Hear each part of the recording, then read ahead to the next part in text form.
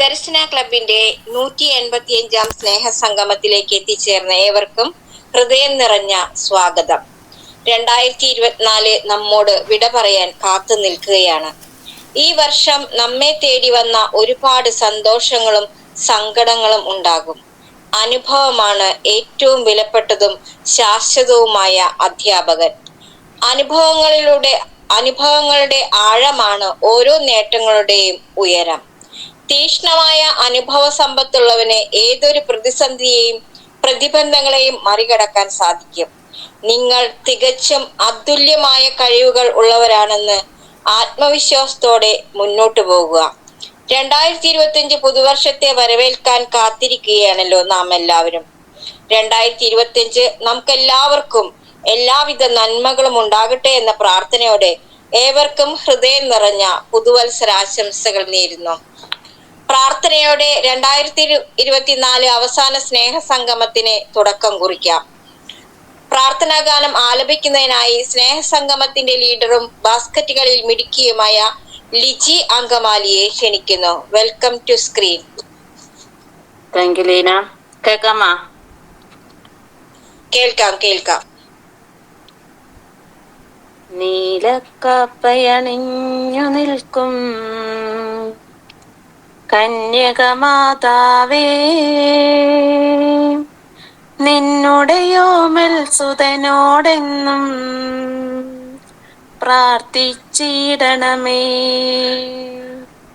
നീലക്കാപ്പയണിഞ്ഞു നിൽക്കും കന്യകമാതാവേ, നിന്നുടെയോമൽ സുതനോടെന്നും പ്രാർത്ഥിച്ചിടണമേ. കന്യകമാതാവേ, നിർമ്മല മാതാവേ, ഭൂസ്വർഗങ്ങൾക്കുടയവനാം യേശുവിൻ മാതാവേ. കന്യകമാതാവേ, നിർമ്മല മാതാവേ, ഭൂസ്വർഗങ്ങൾക്കുടയവനാം യേശുവിൻ മാതാവേ.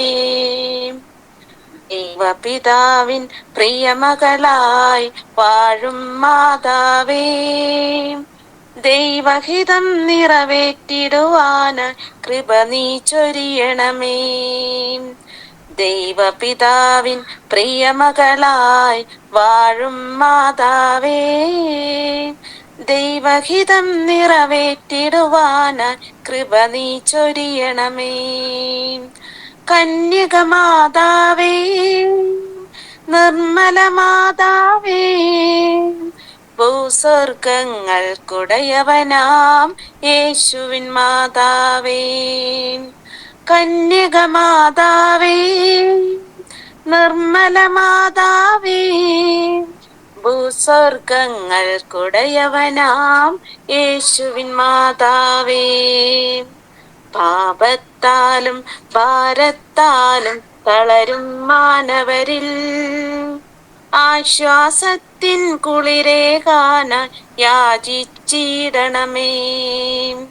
പാപത്താലും ഭാരത്താലും തളരും മാനവരിൽ ആശ്വാസത്തിൻ കുളിരേകാനായി യാചിച്ചിടണമേ.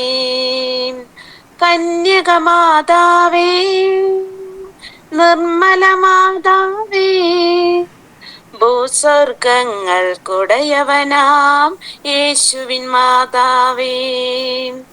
കന്യകമാതാവേ, നിർമ്മല മാതാവേ, ഭൂസ്വർഗങ്ങൾക്കുടയവനാം യേശുവിൻ മാതാവേ. തിരുവചനത്തിൻ സാക്ഷികളായി ഞങ്ങൾ പോകുമ്പോൾ അഭിഷേകത്താൽ ജ്വലിച്ചിടാൻ യാചിച്ചിടണമേ. തിരുവചനത്തിൻ സാക്ഷികളായി ഞങ്ങൾ പോകുമ്പോൾ അഭിഷേകത്താൽ ജ്വലിച്ചിടാൻ യാചിച്ചിടണമേ. കന്യകമാതാവേ, നിർമ്മല മാതാവേ, ഭൂസ്വർഗങ്ങൾക്കുടയവനാം യേശുവിൻ മാതാവേ. കന്യകമാതാവേ, നിർമ്മല മാതാവേ, ഭൂസ്വർഗങ്ങൾ കുടയവനാം യേശുവിൻ മാതാവേ, ഭൂസ്വർഗങ്ങൾ കുടയവനാം യേശുവിൻ മാതാവേ. Thank you. ലിജിയ അതിമനോഹരമായി പ്രാർത്ഥനാ ഗാനം ആലപിച്ചു. Thank you. സ്വാഗതം ആശംസിക്കുന്നതിനായി അത്ലറ്റ് മീറ്റുകളിൽ മികച്ച സമ്മാനം വാരിക്കൂട്ടുകയും നല്ല ഗായകനും കൂടിയായ ദിലീപ് ആലപ്പുഴയെ സ്നേഹത്തോടെ ക്ഷണിക്കുന്നു. എല്ലാവർക്കും എൻ്റെ നമസ്കാരം. ഈ വർഷത്തെ അവസാനത്തെ ശനിയാഴ്ചയാണ്. ഇന്നെന്നിൽ നിക്ഷിപ്തമായിരിക്കുന്ന കർത്തവ്യം നമ്മുടെ ഈ മീറ്റിങ്ങിനെ സ്വാഗതം അരുളുക എന്നതാണ്. അതിന് എനിക്ക് ആരോഗ്യവും ആയുസ്സും നൽകിയ ദൈവത്തോട് നന്ദി പറഞ്ഞുകൊണ്ട് ഞാൻ ആരംഭിക്കുന്നു.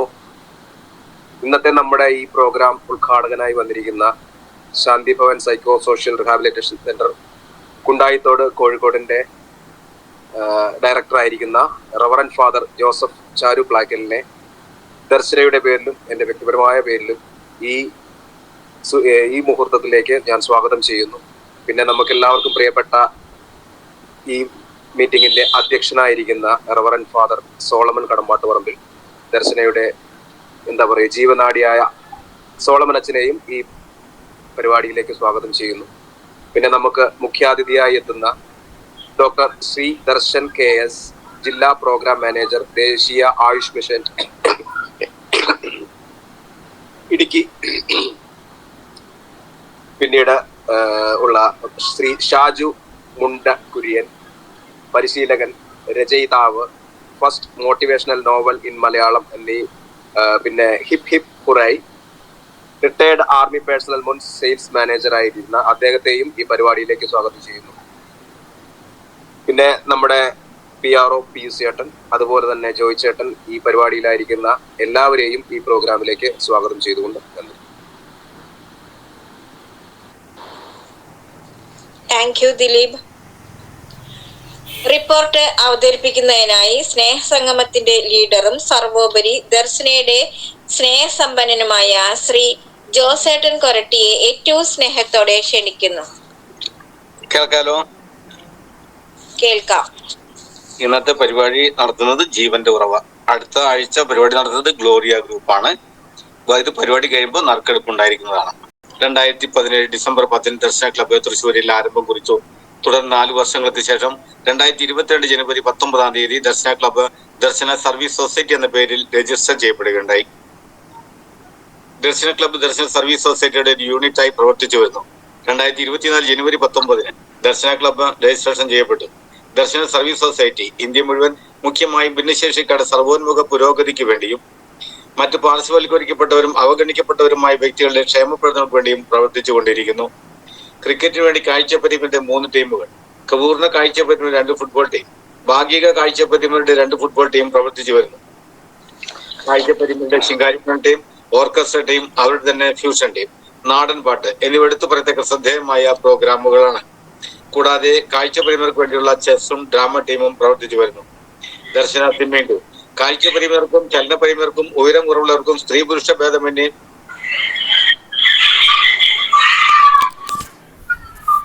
കുഞ്ഞല മൈക്കോഫേ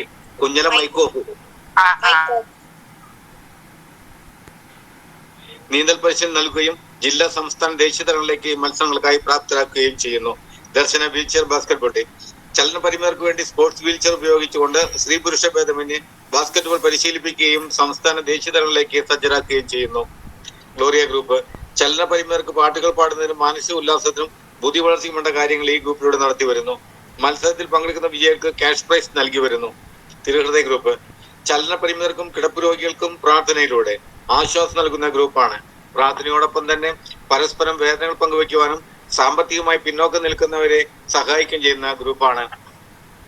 ദർശന ലിറ്റിൽ ബ്രദർ ഗ്രൂപ്പ് ഉയരം കുറഞ്ഞവർക്ക് വേണ്ടിയുള്ള ഗ്രൂപ്പാണിത്. ഇതിലൂടെ അവരുടെ മാനസിക ശാരീരിക വേദനകൾ പരസ്പരം പങ്കുവയ്ക്കുവാനും കലാകായിക വിദ്യാഭ്യാസ മേഖല ശ്രദ്ധ പതിപ്പിക്കാനും വേണ്ടിയുള്ള ഗ്രൂപ്പാണ്. മാർഗദർശികളുടെ കൂട്ടായ്മ ദർശന ക്ലബിന്റെ ചാനലിലൂടെ മാർഗദർശികളുടെ അഭിമുഖത്തിൽ പങ്കെടുത്ത വ്യക്തികളുടെ കൂട്ടായ്മയാണ്. ഈ അഭിമുഖത്തിൽ കാഴ്ച പരിമിതരും ചലന പരിമിതരും ഉയരം കുറഞ്ഞവരുമായിട്ടുള്ള 439 വ്യക്തികൾ പങ്കെടുക്കുകയുണ്ടായി. അവർ ലേഡി ഓഫ് സോറസ്. വിധവകളായി വീട്ടിൽ കഴിയുന്ന വ്യക്തികളുടെ കൂട്ടായ്മയാണ് വ്യാകുല മാതാവിന്റെ കൂട്ടായ്മ. ഈ കൂട്ടായ്മയിലൂടെ അവരുടെ മാനസിക ശാരീരിക വിഷമതകൾ പങ്കുവയ്ക്കുവാനും പ്രാർത്ഥനയിലൂടെ ദൈവാനുഗ്രഹം പ്രാപിക്കാനും ധൈര്യം സംഭരിക്കാനും പ്രവർത്തിച്ചു വരുന്നു. അതുപോലെ തന്നെ സാമ്പത്തികമായി പിന്നോക്കം നിൽക്കുന്ന വ്യക്തികൾക്കും അവരുടെ മക്കൾക്കും വിദ്യാഭ്യാസത്തിന് വേണ്ടി സാമ്പത്തികമായി സഹായം നൽകാനും ഈ ഗ്രൂപ്പിലുള്ളവർ തയ്യാറാകുന്നു. ഏദൻ ഗ്രൂപ്പ് മക്കളില്ലാത്ത ദമ്പതികളുടെ കൂട്ടായ്മയാണ് ഏദൻ ഗ്രൂപ്പ്. എന്തെങ്കിലും തരം വിഷമം മൂലം വേദന അനുഭവിക്കുകയും തിരസ്കരണം നേടുകയും ചെയ്യുന്ന ദമ്പതികൾ ഒത്തൊരുമിച്ച് പരസ്പരം വിഷമതകൾ പങ്കുവയ്ക്കുവാനും സാമൂഹിക പ്രവർത്തനങ്ങളുടെ കർമ്മനിരതരാകാനും ഈ ഗ്രൂപ്പിലുള്ളവർ തയ്യാറാകുന്നു. ദർശന യൂട്യൂബ് ചാനൽ 2020 ഏപ്രിൽ മാസത്തിൽ ആരംഭിച്ച ദർശന ക്ലബ് യൂട്യൂബ് ചാനൽ ഭിന്നശേഷിക്കാരുടെ അഭിമാനമായി ചാനലായി മാറിക്കഴിഞ്ഞിരിക്കുന്നു. 9000-ൽ പരം സബ്സ്ക്രൈബേഴ്സ് ഇതിലുണ്ട്. ദർശന ക്ലബിന്റെ യൂട്യൂബ് ചാനലിലൂടെ ഭിന്നശേഷിക്കാരുടെ കലാവാസനകൾ പ്രകടമാക്കുന്നു. കനവ് എന്ന പ്രോഗ്രാം, ആത്മീയമായ ഉന്നമനത്തിന് വേണ്ട ക്ലാസുകൾ, സമകാലിക വാർത്തകൾ, സ്നേഹസംഗമം തുടങ്ങി നിരവധിയായ പ്രവർത്തനങ്ങൾ യൂട്യൂബ് ചാനലിലൂടെ നടത്തി വരുന്നു. വർഷത്തിലൊരിക്കൽ ഇരിഞ്ഞാലക്കുട ക്രൈസ്റ്റ് കോളേജിൽ വെച്ച് എല്ലാ വിഭാഗത്തിൽപ്പെട്ട അത്ലറ്റ് മീറ്റും എല്ലാ വിഭാഗത്തിൽപ്പെട്ടവർക്ക് വേണ്ടി വടംവലി മത്സരവും നടത്തി വരുന്നു. ഭിന്നശേഷിക്കാർക്ക് വേണ്ടി വിനോദയാത്രകളും ഉപജീവനാർത്ഥം സ്വയം തൊഴിലിനു വേണ്ടി പരിശീലനങ്ങളും അവസരങ്ങളും സജ്ജമാക്കുന്നു. ദർശനയുടെ പ്രവർത്തനങ്ങൾക്ക് സാമ്പത്തികമായി സഹായിക്കുന്ന സുമനസ്സുകളായ വ്യക്തികളുടെ DSS ദർശന ഫ്രണ്ട്സ് എന്ന ഗ്രൂപ്പും പ്രവർത്തിച്ചു വരുന്നു. ദർശനയുടെ പ്രവർത്തനങ്ങൾക്ക് ന്യൂനതവും ക്രിയാത്മകവുമായ ചിന്തകൾ പങ്കുവയ്ക്കുവാനും ഊർജ്ജസ്വലമായി പ്രവർത്തിക്കുന്നതിനു വേണ്ടി ഒരു ഉപദേശ സമിതിയും പ്രവർത്തിച്ചു വരുന്നു. സ്നേഹസംഗമം എല്ലാ ശനിയാഴ്ചകളും ഉച്ചയ്ക്ക് 1:30 ദർശന ക്ലബ് ഓൺലൈനിൽ സ്നേഹസംഗമം കൂട്ടായ്മ നടത്തി വരുന്നു. 60-ൽ പരം വ്യക്തികൾ ഗൂഗിൾ മീറ്റിലൂടെ നടത്തപ്പെടുന്ന ഈ സ്നേഹസംഗമത്തിൽ പങ്കെടുക്കുന്നു. മത നേതാക്കന്മാരുടെ ഉദ്ഘാടനം ചെയ്യപ്പെടുന്ന മോട്ടിവേഷൻ ക്ലാസുകളും സർക്കാരിന്റെ വിവിധ ഡിപ്പാർട്ട്മെന്റിൽ നിന്ന് വരുന്ന വ്യക്തികളുടെ മുഖ്യ പ്രഭാഷണങ്ങളും ഡിപ്പാർട്ട്മെന്റുകളെ പറ്റി പരിചയപ്പെടുത്തലുകളും സമൂഹത്തിന്റെ മുൻനിരയുള്ള വ്യക്തികളുടെ പ്രസംഗങ്ങളും ഈ പ്രോഗ്രാമിൽ നടത്തി വരുന്നു.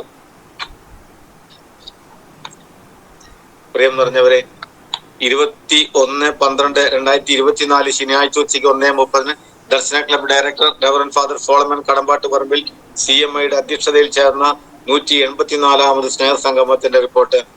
ഇന്നത്തെ സ്നേഹസംഗമം നടത്തിയത് ദർശന മാർഗദർശികൾ ഗ്രൂപ്പാണ്. അവതരണം കുമാരി ലീന MJ നാട്ടിക. പ്രാർത്ഥന കുമാരി ആനി തെക്കൻതാണിശ്ശേരി. സ്വാഗതം ശ്രീ ലിജോ കോഴിക്കോട്. ഗ്രൂപ്പ് പരിചയപ്പെടുത്തി റിപ്പോർട്ട് അവതരിപ്പിച്ച ശ്രീ KJ ജോസ് കോരട്ടി റിപ്പോർട്ട് യോഗം പാസാക്കി. തുടർന്ന് അധ്യക്ഷന്റെ വാക്കുകൾ. എല്ലാവർക്കും ക്രിസ്മസ് ആശംസകൾ. അഭിവന്യ പിതാവിനും യൂജിൻ സാറിനും നന്ദി രേഖപ്പെടുത്തുന്നു.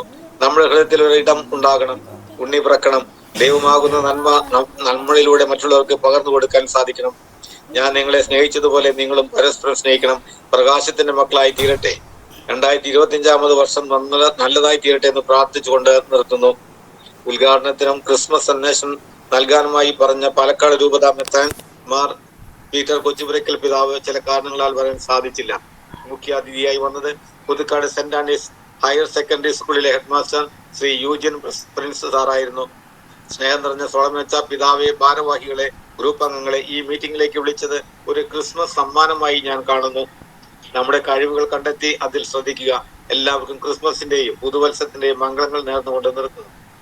മോളി മാത്യു, റഹീന മൻസൂർ, ദിലീപ് ഇവർ 3 പേരും ഗാനാലാപനം നടത്തി ഗ്രൂപ്പ് പരിപാടികൾക്ക് മാറ്റുകൂട്ടി.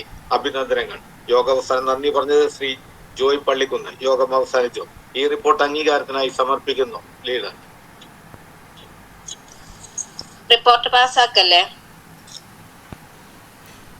ഉദ്ഘാടന കർമ്മം നിർവഹിക്കാൻ ഇന്ന് ഏറെ സ്നേഹത്തോടെ നമ്മോടൊപ്പം എത്തിയിരിക്കുന്നത് Shanti Bhavan director, psycho social rehabilitation centre, Kundayithode, Kozhikode, reverend father Joseph Charu Plakkan, OFM camp.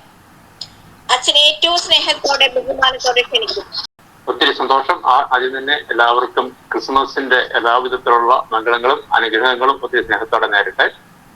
ഞാൻ നിങ്ങളുടെ ഈ റിപ്പോർട്ട് സാർ ഇവിടെ അവതരിപ്പിച്ചപ്പോൾ ശ്രദ്ധിച്ച് കേൾക്കുകയായിരുന്നു. വളരെ ചിട്ടയായിട്ട് നന്നായി ഓർഗനൈസ് ചെയ്ത് വലിയ മാറ്റങ്ങൾ നടക്കുന്നു ഈ ദർശന ക്ലബ് വഴിയായിട്ട് നടക്കുന്നു എന്നറിയുന്നതിൽ എൻ്റെ അകവഴിഞ്ഞ സന്തോഷം ഞാൻ രേഖപ്പെടുത്തട്ടെ. അതുപോലെ ഇന്നത്തെ പരിപാടിയാണെങ്കിലും ആദ്യം തന്നെ അതിൻ്റെ ഒരു അവതരണം നടത്തിയിരുന്നു മരിലീന, അതിനുശേഷം പ്രാർത്ഥന മരിലിച്ചി, സ്വാഗതം ദിലീപ്, ജോസേട്ടൻ്റെ വളരെ കൃത്യമായിട്ടുള്ള റിപ്പോർട്ടിങ് എല്ലാം വളരെ ഇതിനകത്ത് പങ്കെടുക്കുന്നതിൻ്റെ അകത്ത് അതുകൊണ്ട് തന്നെ അതിയായ സന്തോഷമുണ്ട്. അധ്യക്ഷൻ അച്ഛൻ കയറിയോ? സോളമൻ അച്ഛൻ വന്നോ? കേറിയിട്ടില്ല. അച്ഛൻ ഓക്കെ. ഇതിന്റെ അച്ഛൻ അധ്യക്ഷനായിരിക്കുന്ന വരും. അച്ഛന്റെ അത് അഭാവത്തിൽ ഉദ്ദേശിച്ചത് സമയത്തിനകത്ത് പോലെയുള്ള ഒരു പട്ടതുണ്ട് അച്ഛന്, അതിന് പോയിരിക്കുക ചേർപ്പല്ലേ. അതെ അല്ലേ? തീർച്ചയായിട്ടും അച്ഛനെ ഒത്തിരി സ്നേഹത്തോടെ ഓർക്കുന്നു. കാരണം ഇങ്ങനെ ഒരു സംരംഭം തുടക്കം കുറിക്കുവാനും അത് ഇന്നുവരെ വളരെ മനോഹരമായിട്ട് തുടർന്നുകൊണ്ടു പോകുവാനും നിങ്ങൾ നേരത്തെ വിശേഷിപ്പിച്ചതുപോലെ ദർശന ക്ലബിന്റെ നട്ടലായിട്ടുള്ള അച്ഛന്റെ അഭാവത്തിൽ ഇവിടെ ഇരിക്കേണ്ടി വരുന്നതിൽ എനിക്ക് ലേശം ബുദ്ധിമുട്ട്. അച്ഛനോടൊപ്പം ഇരിക്കുന്നതിന് സന്തോഷം ഉണ്ടായിരുന്നു. എങ്കിലും മറ്റുള്ള എല്ലാവരോടൊപ്പം ഇന്നത്തെ മുഖ്യാതിഥി ശ്രീ ഡോക്ടർ ശ്രീ ദർശൻ KS, വിശിഷ്ടാതിഥി ശ്രീ ഷാജു കുര്യൻ, അതുപോലെ തന്നെ വിളിച്ചിരുന്നു.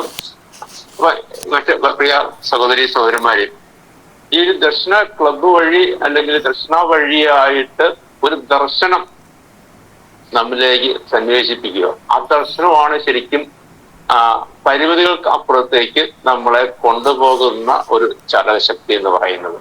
ആ ഒരു ദർശനം സോളമൻ അച്ഛനുണ്ടായത് വളരെ നന്നായിട്ടത് ഈ രൂപത്തിൽ ആവിഷ്കരിച്ച് എടുക്കുകയും അതൊരു വലിയ സാമൂഹ്യ പരിവർത്തനത്തിന് തുടക്കം കുറിക്കുകയും ചാലകമായിട്ട് ഇന്നും വർദ്ധിച്ചുകൊണ്ടിരിക്കുകയും ചെയ്യുന്നു എന്ന് കാണുന്നതിൽ സന്തോഷം. അവിടെ കഴിഞ്ഞ ദിവസം ക്രിസ്മസ് ആഘോഷിച്ചു. ഇത് ക്രിസ്മസ് സീസണാണ്. ക്രിസ്മസ് എന്ന് പറയുന്നത് തന്നെ ഒരു ദൈവത്തിന്റെ പിറവി എന്ന് പറഞ്ഞാല് ഒരു ദൈവത്തെ ആഗ്രഹിക്കുന്ന ഒരു മനുഷ്യൻ, എല്ലാം തികഞ്ഞ് എനിക്ക് എല്ലാം ഉണ്ട്, എനിക്ക് ആരുടെയും സഹായം ആവശ്യമില്ല എന്ന് വിചാരിക്കുന്നിടത്ത് ദൈവത്തിന്റെ ആവശ്യമില്ല. ശരിക്കും നമ്മളെ പോലെ കഷ്ടപ്പെടുന്ന ആളുകൾക്ക് പരിമിതികളുണ്ട് എന്ന് തിരിച്ചറിയുന്നവരാണ് ഒരു ദൈവത്തിന് വേണ്ടിയിട്ട് ദാഹിക്കുന്നത്, ഒരു ദൈവത്തിന്റെ കരസ്പർശനത്തിന് വേണ്ടിയിട്ട്, ഒരു ദൈവത്തിന്റെ തലോടലിന് വേണ്ടിയിട്ട്, ഒരു ദൈവത്തിന്റെ ഇടപെടൽ ജീവിതത്തിൽ ഉണ്ടാകണമെന്ന് ആഗ്രഹിക്കുന്നത് പരിമിതികളുള്ള മനുഷ്യരാണ്. അവർക്കാണ് പ്രകാശമായിട്ട് പ്രതീക്ഷയായിട്ട് ദൈവം ഉദയം ചെയ്യും.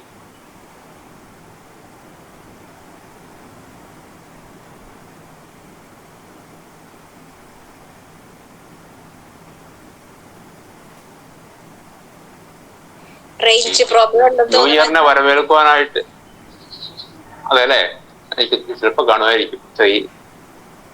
എന്റെ വൈഫൈ ഇവിടെ ശരിയായില്ല, മൊബൈൽ നെറ്റ്വർക്കിലാണ് നോക്കുന്നത്. അതെ അല്ലേ? ഓക്കെ. അപ്പോ അങ്ങനെ നമ്മൾ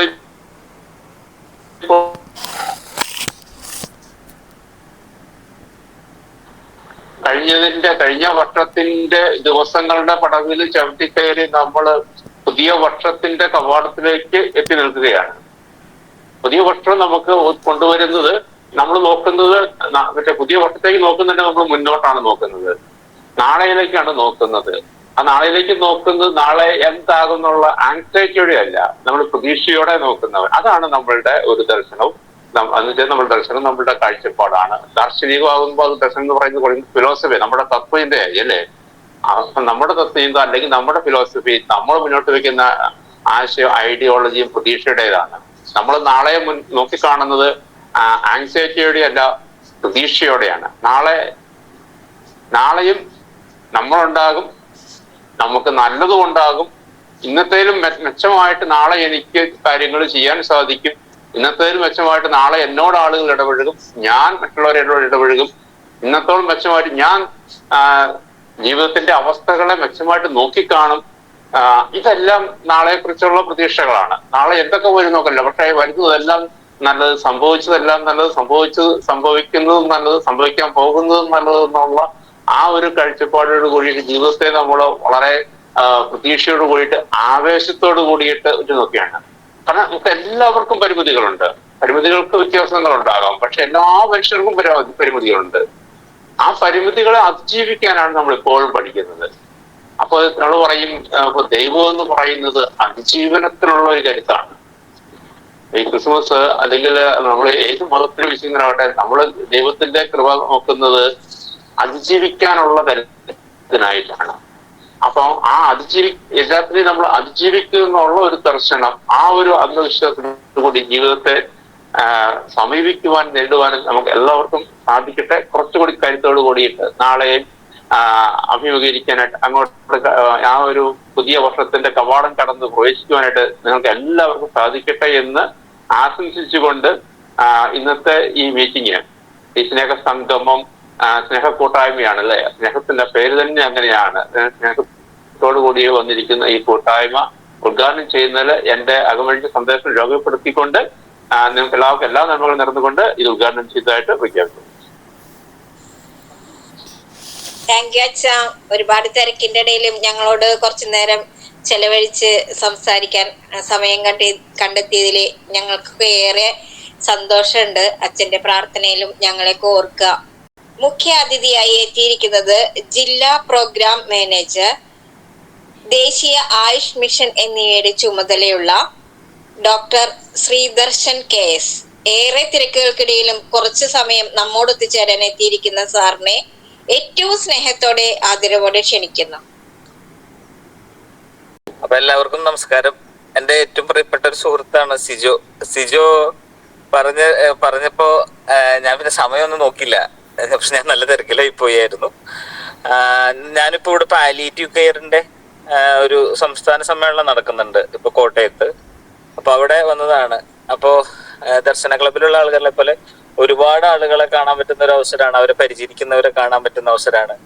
അങ്ങനെ ഒരു പരിചയം ഉണ്ടായി. ഞാൻ പാലിയേറ്റീവ് കെയറിലൊരു 8 വർഷമായിട്ട് ജോലി ചെയ്യുന്നുണ്ട്. ജോലി ചെയ്യാന്ന് വെച്ചാൽ അതെനിക്ക് ഇഷ്ടമായിട്ട് ചെയ്യുന്ന ഒരു കാര്യമാണ്. അപ്പൊ അങ്ങനെ ഞാനൊരു ആയുർവേദ ഡോക്ടറാണ്. ഇപ്പോ ഇടുക്കി ജില്ലയുടെ ഒരു പ്രോഗ്രാം മാനേജറാണ്. കോട്ടയത്തിന്റെ ഉണ്ട്, ചാർജ് ഉണ്ട്. അപ്പോ ഞാൻ സർക്കാർ ജോലിയിൽ കയറിയ കാലം തൊട്ടേ ഈ പാലിയേറ്റീവ് കെയറിൽ ഇടപെടുന്നുണ്ട്. ഞാൻ ആദ്യം ജോലിക്ക് കയറിയത് മൂന്നാർ എന്ന് പറഞ്ഞ സ്ഥലത്തായിരുന്നു. അപ്പോ ഇപ്പോഴും ഞാൻ അവിടെ തന്നെയാണ് ഉള്ളത്. ഞാനതുകൊണ്ട് അവിടുത്തെ താമസമൊന്നും മാറ്റിയില്ല. എൻ്റെ വീട് ശരിക്കും തൃശ്ശൂർ തന്നെയാണ്. അപ്പം ഞാനിപ്പോ എല്ലാ ദിവസവും ഇപ്പൊ ജോലി ചെയ്യുന്ന സ്ഥലത്തേക്ക് 2.5 5 മണിക്കൂറുണ്ട്. 5 മണിക്കൂറും പോയി വരുവാണ്. കാരണം എനിക്ക് അവിടെ നിന്ന് മാറാൻ തോന്നിയിട്ടില്ല ഇതുവരെ.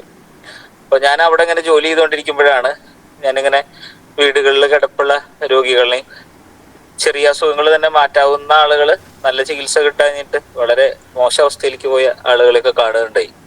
അപ്പൊ അങ്ങനെ കണ്ടു വന്നപ്പോ നമ്മളെല്ലാരും ആലോചിക്കും, ഒരു ദിവസം എനിക്കും ഇങ്ങനെ ഉണ്ടാവില്ലേ, ഒരു ദിവസം എൻ്റെ അച്ഛനമ്മയ്ക്കും ഇതുപോലെ ഉണ്ടാവാം. അങ്ങനെ ഒരു തിരിച്ചറിവുണ്ടാവും. അപ്പോ നമ്മൾ കിട്ടുന്ന സമയങ്ങളിൽ നമുക്ക് വേണ്ടി കണ്ടെത്തുന്ന സമയമാണ്. നമ്മൾ ഇപ്പൊ പാലിയേറ്റീവ് കെയറോ അല്ലെങ്കിൽ ഇങ്ങനത്തെ ഒരു കൂട്ടായ്മയിലോ പങ്കെടുക്കുന്ന വെച്ചാൽ ഇത് ഞാനുമാണ്, നിങ്ങൾ ഞാനുമാണ് എന്നുള്ള ബോധമാണ്. അപ്പോ നിങ്ങള് പോലെ തന്നെ ആണ് ഞാനും എന്ന് മാത്രമേ ഉള്ളൂ. അപ്പോ അതിനുവേണ്ടി സമയം ചെലവാക്കാൻ സമയം കണ്ടുപിടിക്കുകയാണ് ചെയ്യുക. സമയം ഉണ്ടാവുകയല്ല, സമയം നമ്മൾ കണ്ടുപിടിക്കല്ലേ ചെയ്യുക. നമുക്ക് പ്രാധാന്യം കൊടുക്കാന്ന് പറയില്ലേ, പ്രയോറിറ്റി കൊടുക്കുക. എനിക്കിപ്പോ നിങ്ങളാണ് പ്രധാനം എന്ന് വെച്ചാൽ ഞാൻ നിങ്ങൾക്ക് സമയം ചെലവാക്കുന്നു, അത്രേ ഉള്ളൂ. അപ്പോൾ എനിക്കത് വളരെ സന്തോഷമുണ്ട് ഇങ്ങനത്തെ ഒരു കമ്മ്യൂണിറ്റിയിലേക്ക് എന്നെ വിളിച്ചതിന്. എനിക്ക് വളരെ പ്രിയപ്പെട്ട ഒരാളാണ് സിജോ. അങ്ങനെ എൻ്റെ ഈ ബാല്യകാലോർമ്മകളിലൊക്കെ എവിടേക്കോ സിജോ ഉണ്ട്. അപ്പോൾ എനിക്ക് അങ്ങനെ ഭയങ്കര ഓർമ്മയാണ് സിജോനെ. പിന്നെ ഞങ്ങളുടെ ഒരു കൂട്ടായ്മയുണ്ട്. അപ്പൊ അതുപോലെ തന്നെ പിന്നെ നിങ്ങളെയും കുറച്ച് പുതിയ ആളുകളെ പരിചയപ്പെടാൻ പറ്റി, വലിയ സന്തോഷം. നിങ്ങളുടെ ചില മത്സരങ്ങളൊക്കെ ഞാൻ കാണാറുണ്ടായിരുന്നു, അങ്ങനത്തെ പ്രോഗ്രാംസ് ഒക്കെ കാണുന്നുണ്ടായിരുന്നു. അപ്പൊ ഇന്ന് എന്നോട് ഒരു വിഷയത്തെ പറ്റി സംസാരിക്കാൻ പറഞ്ഞപ്പോ ഞാൻ പറഞ്ഞത്, ഞാൻ ഈ കോവിഡ് വന്ന സമയത്ത് ആദ്യമായിട്ട് കോവിഡ് കേസ് ഡിറ്റക്ട് ചെയ്തൊരു ഡോക്ടർ ഞാനാണ്. അപ്പൊ അങ്ങനെ ഞാൻ ഈ കോവിഡിന്റെ കൺവീനർ ആയിട്ടായിരുന്നു. അപ്പൊ കോവിഡിൽ ഞാൻ കണ്ട കാര്യങ്ങൾ എന്ന് വെച്ചാൽ, ഞങ്ങൾ അന്നേ വിചാരിച്ചത് അതാണ്, നമ്മളിപ്പം കോവിഡ് വന്ന് മരിക്കുകയോ മരിക്കാതിരിക്കുകയോ ചെയ്യാം, പക്ഷെ അതിന് ശേഷമുള്ള ജീവിതം വളരെ ബുദ്ധിമുട്ടാണ്. ഇപ്പൊ നിങ്ങൾ നോക്കൂ, എല്ലാ ദിവസവും നമ്മള് പത്രത്തിലൊക്കെ നോക്കുമ്പോൾ ഒരു 40 വയസ്സിനും 50 വയസ്സിനുള്ള ഒരുപാട് ആളുകൾക്ക് സ്ട്രോക്കും ഹാർട്ട് അറ്റാക്കും വന്നിട്ട് മരിച്ചു പോവാണ്. ബേസിക്കലി ഒരു ബ്ലഡ് ക്ലോട്ട് ഉണ്ടാവുകയാണ് ചെയ്യുന്നത്. ഇപ്പൊ എന്താണ് അതിന് കാരണം? അതുപോലെ എക്സസൈസ് ചെയ്യുമ്പോൾ അമിതമായിട്ട് വ്യായാമം ചെയ്യുക. ഇപ്പൊ അധികമായിട്ടുള്ള ആരോഗ്യത്തിന്റെ കാലമാണ്. എവിടെ നോക്കിയാലും ആളുകൾ വെറുതെ എന്താണെന്ന് ചെയ്യുന്നറിയാണ്ട് കുറെ എക്സസൈസ് ചെയ്യും, കുറെ ജിമ്മിൽ പോവും, എന്നിട്ട് അങ്ങനെ കുറെ കാര്യങ്ങൾ ചെയ്യും. മറ്റു ലോകം ചെയ്യുന്നത് കൊണ്ട് നമ്മൾ ചെയ്യുന്നു, അല്ലാതെ പ്രത്യേകിച്ചൊരു കാര്യമൊന്നുമില്ല ഇത് ചെയ്യാൻ. അപ്പൊ നമ്മുടെ ശരീരത്തിന് എത്ര വ്യായാമം വേണമെന്ന് പോലും ആളുകൾക്ക് അറിഞ്ഞുകൂടാ. അത് ഓരോ ശരീരത്തിനും വ്യത്യാസമുണ്ട്. അപ്പോ നമ്മള് ആയുർവേദ രീതി പറയണം, അർദ്ധശക്തിയാൽ വ്യായാമം ചെയ്യുന്ന പറയാ. അർദ്ധശക്തി എങ്ങനെ കണ്ടുപിടിക്കുന്ന വെച്ചാൽ, നമ്മൾ എപ്പോഴാണോ ഒരു വ്യായാമം ചെയ്തിട്ട് നമ്മുടെ മൂക്കും നെറ്റിയും വിയർക്കുന്നത്, അപ്പൊ നമ്മൾ എക്സസൈസ് അല്ലെങ്കിൽ ആ വ്യായാമം നിർത്തണം, അല്ലെങ്കിൽ അത് സാഹസമായി മാറും. ഈ സാഹസം ചെയ്യുമ്പോഴാണ് ആരോഗ്യത്തിന് ബുദ്ധിമുട്ടുണ്ടാവുന്നത്. പിന്നെ ഏറ്റവും പ്രധാനമായിട്ട് ശ്രദ്ധിക്കേണ്ട കാര്യം ആഹാരമായിരുന്നു. നമ്മൾ കോവിഡിലും അത് ശ്രദ്ധിച്ചിട്ടില്ല, കോവിഡാനന്തരവും ശ്രദ്ധിക്കുന്നില്ല. ഇതെന്താ സംഭവിക്കുന്നത് വെച്ചാൽ, ഇതിൽ പിന്നിലെ ശാസ്ത്രീയത എന്താന്ന് വെച്ചാൽ, രക്തക്കുഴലുകളുടെ ഉള്ളിൽ കട്ട പിടിക്കുകയാണല്ലോ, സ്ട്രോക്ക് ആയാലും ഹാർട്ട് അറ്റാക്ക് ആയാലും. അപ്പൊ അങ്ങനെ കട്ട പിടിക്കുന്നത് എന്തുകൊണ്ടാ എന്ന് ചോദിക്കുമ്പോ, ഒന്നെങ്കിൽ ഈ രക്തക്കുഴലുകൾക്ക് ഉള്ളില് നീർക്കെട്ട് പോലെ ഉണ്ടാവാം, അല്ലെങ്കിൽ അതിന്റെ വലിപ്പം കുറയാം. അപ്പൊ അതിന് കാരണമാവുന്നത് എന്താന്ന് ചോദിച്ചപ്പോ, ആളുകൾക്കെല്ലാം പണ്ടുതൊട്ടേ കൊളസ്ട്രോളിനെയാണ് പേടി. കൊളസ്ട്രോൾ അങ്ങനത്തെ ഒരു സാധനമല്ല. കൊളസ്ട്രോൾ എന്ന് വെച്ചാൽ ശരിക്കും ശരീരത്തിന് വളരെ ആവശ്യമുള്ളൊരു സാധനമാണ്. അത് ആളുകൾ ഒഴിവാക്കി പകരം കൂടുതൽ പ്രോട്ടീൻ കഴിച്ച് ജീവിക്കുകയാണ് ഇപ്പൊ ചെയ്യുന്നത്. പക്ഷെ കൊഴുപ്പ് ആവശ്യമാണ്. അത് കൊഴുപ്പില്ലാത്തത് കൊണ്ടാണ് നമ്മുടെ പല ആളുകളും വയസ്സായി കഴിയുമ്പോൾ ഓർമ്മക്കുറവും ഡിമെൻഷ്യയും ഒക്കെ വന്നു പോകുന്നത്. നല്ല കൊഴുപ്പ് നമ്മൾ കഴിക്കുകയും വേണം. അപ്പൊ അങ്ങനെ വരുമ്പോ എന്തൊക്കെ ആഹാരങ്ങൾ ഒഴിവാക്കണം എന്നുള്ളത് ഞാൻ നിങ്ങൾക്ക് പറഞ്ഞുതരാം. ഞാൻ അതിപ്പോഴും എപ്പോഴും പറയുന്നത് എന്താണെന്ന് വെച്ചാൽ, ഞങ്ങൾ കുറേ ശാസ്ത്രീയമായ തെളിവുകളുടെ അടിസ്ഥാനത്തിലാണ് ഇത് പറയുന്നത്. കുറേ റിസർച്ചസ് നടത്തിയിട്ടുണ്ട്. ഇപ്പൊ ക്യാൻസർ, ഓട്ടോ ഇമ്മ്യൂൺ ഡിസോർഡർ, അങ്ങനത്തെ അസുഖങ്ങളൊക്കെ വരാൻ കാരണം പ്രധാനമായിട്ടും ഭക്ഷണമാണ്. ഭക്ഷണവും ജീവിത രീതിയാണ്. അല്ലാണ്ട് ഇതൊരു ജീവി കൊണ്ടുവന്ന് തരുന്ന അസുഖമൊന്നുമല്ല. കോവിഡ് തന്നെ, കോവിഡ് ഏറ്റവും കൂടുതൽ ബാധിച്ചത് നല്ല ആക്റ്റീവ് ആയിരിക്കുന്ന ആളുകൾ, പിന്നെ തീരെ ആരോഗ്യമില്ലാത്ത ആൾക്കാർ തന്നെയാണ്. അപ്പൊ തീരെ ആരോഗ്യമില്ലാതിരിക്കുന്ന ആളുകൾ എന്ന് വെച്ചാൽ, അപ്പൊ ഈ കോവിഡ് പണ്ടേ ഒരു വൈറസ് അല്ലേ, അത് പുറത്തുണ്ട്. അപ്പൊ അത് ഒരു വീട്ടിൽ തന്നെ എല്ലാവരും ബാധിച്ചാലും ഒരേപോലത്തെ ലക്ഷണങ്ങളല്ല കാണുന്നത്. എല്ലാവർക്കും ഒരുപോലത്തെ രോഗാവസ്ഥയല്ല ഉണ്ടാകുന്നത്. അവരുടെ ശരീരത്തിന്റെ രോഗപ്രതിരോധ ശേഷി എത്ര പ്രകാരം കുറഞ്ഞിരിക്കുന്നു അതുപോലത്തെ രോഗങ്ങളുണ്ടാവും. അപ്പൊ അതായിരുന്നു ഉണ്ടായിരുന്നത്. അപ്പൊ ഇവിടെ നമ്മൾ ഒഴിവാക്കേണ്ട ആഹാരങ്ങൾ എന്ന് പറഞ്ഞാൽ ഇൻഫ്ലമേറ്ററി ഫുഡ്സ് എന്ന് പറയും. എവിടെയാണോ നീർക്കെട്ടുണ്ടാക്കുന്ന ആഹാരങ്ങൾ. അപ്പൊ അതിൽ പ്രധാനപ്പെട്ട സാധനങ്ങൾ ഞാൻ പറയാം. ഒന്ന് ഗോതമ്പാണ്. ഗോതമ്പ് ഗ്ലൂട്ടൻ എന്ന് പറഞ്ഞിട്ടുള്ള ഒരു പ്രോട്ടീനുള്ള ഒരു ഫുഡാണ്. ആ ഗ്ലൂട്ടന്റെ ക്വാളിറ്റിയിലുള്ള പ്രശ്നം കൊണ്ടാണ് നമുക്ക് വരുന്നത്. നമ്മൾ ഈ സൗത്ത് ഇന്ത്യയിലും അതുപോലെ ചില താഴ്ന്ന സ്ഥലങ്ങളിലും വളരെ ക്വാളിറ്റി കുറഞ്ഞ ഗോതമ്പ് ആണ് ഉപയോഗിക്കുന്നത്. അപ്പൊ റോസാപ്പൂവിന് അതിന്റെ മുള്ളു പോലെ ഗോതമ്പിന്റെ ഔട്ടർ കവറിങ് ആണ് വളരെ നല്ല കാര്യം. ഇപ്പൊ നിങ്ങളൊന്ന് നോക്കി നോക്കിയേ, പണ്ടൊക്കെ റേഷൻ കടയിൽ നിന്ന് ഗോതമ്പ് വാങ്ങുമ്പോഴേ ഇത് ചെള്ളു കുത്തലുണ്ടായിരുന്നു. ഇപ്പൊ അങ്ങനെ ഒരു സംഭവം ഇല്ല. ചെള്ളില്ലാണ്ടായതല്ല, ഗോതമ്പിന്റെ കട്ടി കൂട്ടിയതാണ്. ഗോതമ്പിന്റെ പ്രൊട്ടക്ഷൻ കൂട്ടി. അപ്പൊ അതൊരു പ്രോട്ടീനാണ്. അങ്ങനെ കൂടിയ പ്രോട്ടീൻസ് നമ്മൾ കഴിച്ചു കഴിയുമ്പോൾ ഇത് കുടലിൽ ചെന്ന് എന്താ, നമുക്ക് ഇപ്പൊ ഇഷ്ടമില്ലാത്തൊരു സാധനം കഴിച്ചു കഴിഞ്ഞാൽ നമ്മൾ വയറ്റിന്ന് പോവോ ഛർദിക്കുകയോ ചെയ്യും. അതുപോലെ കുടലില് ഒരു നീർക്കെട്ടുണ്ടാവും. ഇത് ഒരു ദിവസം കഴിക്കുമ്പോൾ ചെറിയ നീർക്കെട്ടുണ്ടാവും. അങ്ങനെ കാലം നിൽക്കുമ്പോൾ ഓരോരുത്തർക്ക് ഓരോ തരത്തിലായിരിക്കും അസുഖം വരുന്നത്. ചിലവർക്ക് ഇപ്പൊ നമ്മൾ പറയില്ലേ, ഒരു ഗ്ലാസ് പഞ്ചസാര ഒരു ഗ്ലാസ്സിൽ കുറച്ച് പഞ്ചസാര അലിയിപ്പിച്ചു. അപ്പൊ ചിലർക്ക് ആ മധുരം മതിയായിരിക്കും, ചിലർക്ക് കുറച്ചും കൂടി പഞ്ചസാര വേണം, അപ്പൊ കുറച്ചുകൂടി ആവും. അങ്ങനെ അലിഞ്ഞ് അത് പിന്നെ പഞ്ചസാര അലിയാത്ത സാച്ചുറേഷൻ പോയിന്റ് എത്തും. പിന്നെ പഞ്ചസാര കലങ്ങില്ല ആ വെള്ളത്തിൽ എല്ലാ ഭാഗത്തും പഞ്ചസാര ആയി കഴിഞ്ഞാൽ പിന്നെ അത് അലിയില്ല. അങ്ങനെ നിൽക്കുന്ന സാഹചര്യത്തിൽ അതാണ് അയാളുടെ സാച്ചുറേഷൻ പോയിന്റ്. ഇത് ഓരോരുത്തരുടെയും വ്യത്യാസമാണ്. ഇപ്പൊ ഞാനൊരു ചപ്പാത്തി വെച്ചിട്ട് എനിക്കൊരു കുഴപ്പമില്ലല്ലോ, ഇപ്പൊ ഞാൻ കള്ളു കുടിച്ചിട്ട് എനിക്കൊരു കുഴപ്പമില്ലല്ലോ, ഞാൻ സിഗരറ്റ് വലിച്ചിട്ട് എനിക്കൊരു കുഴപ്പമില്ലല്ലോ എന്ന് പറയുന്നവർ മനസ്സിലാക്കേണ്ടത്, നമ്മുടെ പോയിന്റ് ആവുമ്പോൾ നമുക്ക് അന്ന് കിട്ടും. നമ്മൾ പോയിന്റ് ആവാൻ കാത്തിരിക്കുകയാണ്, അത്രേ ഉള്ളൂ.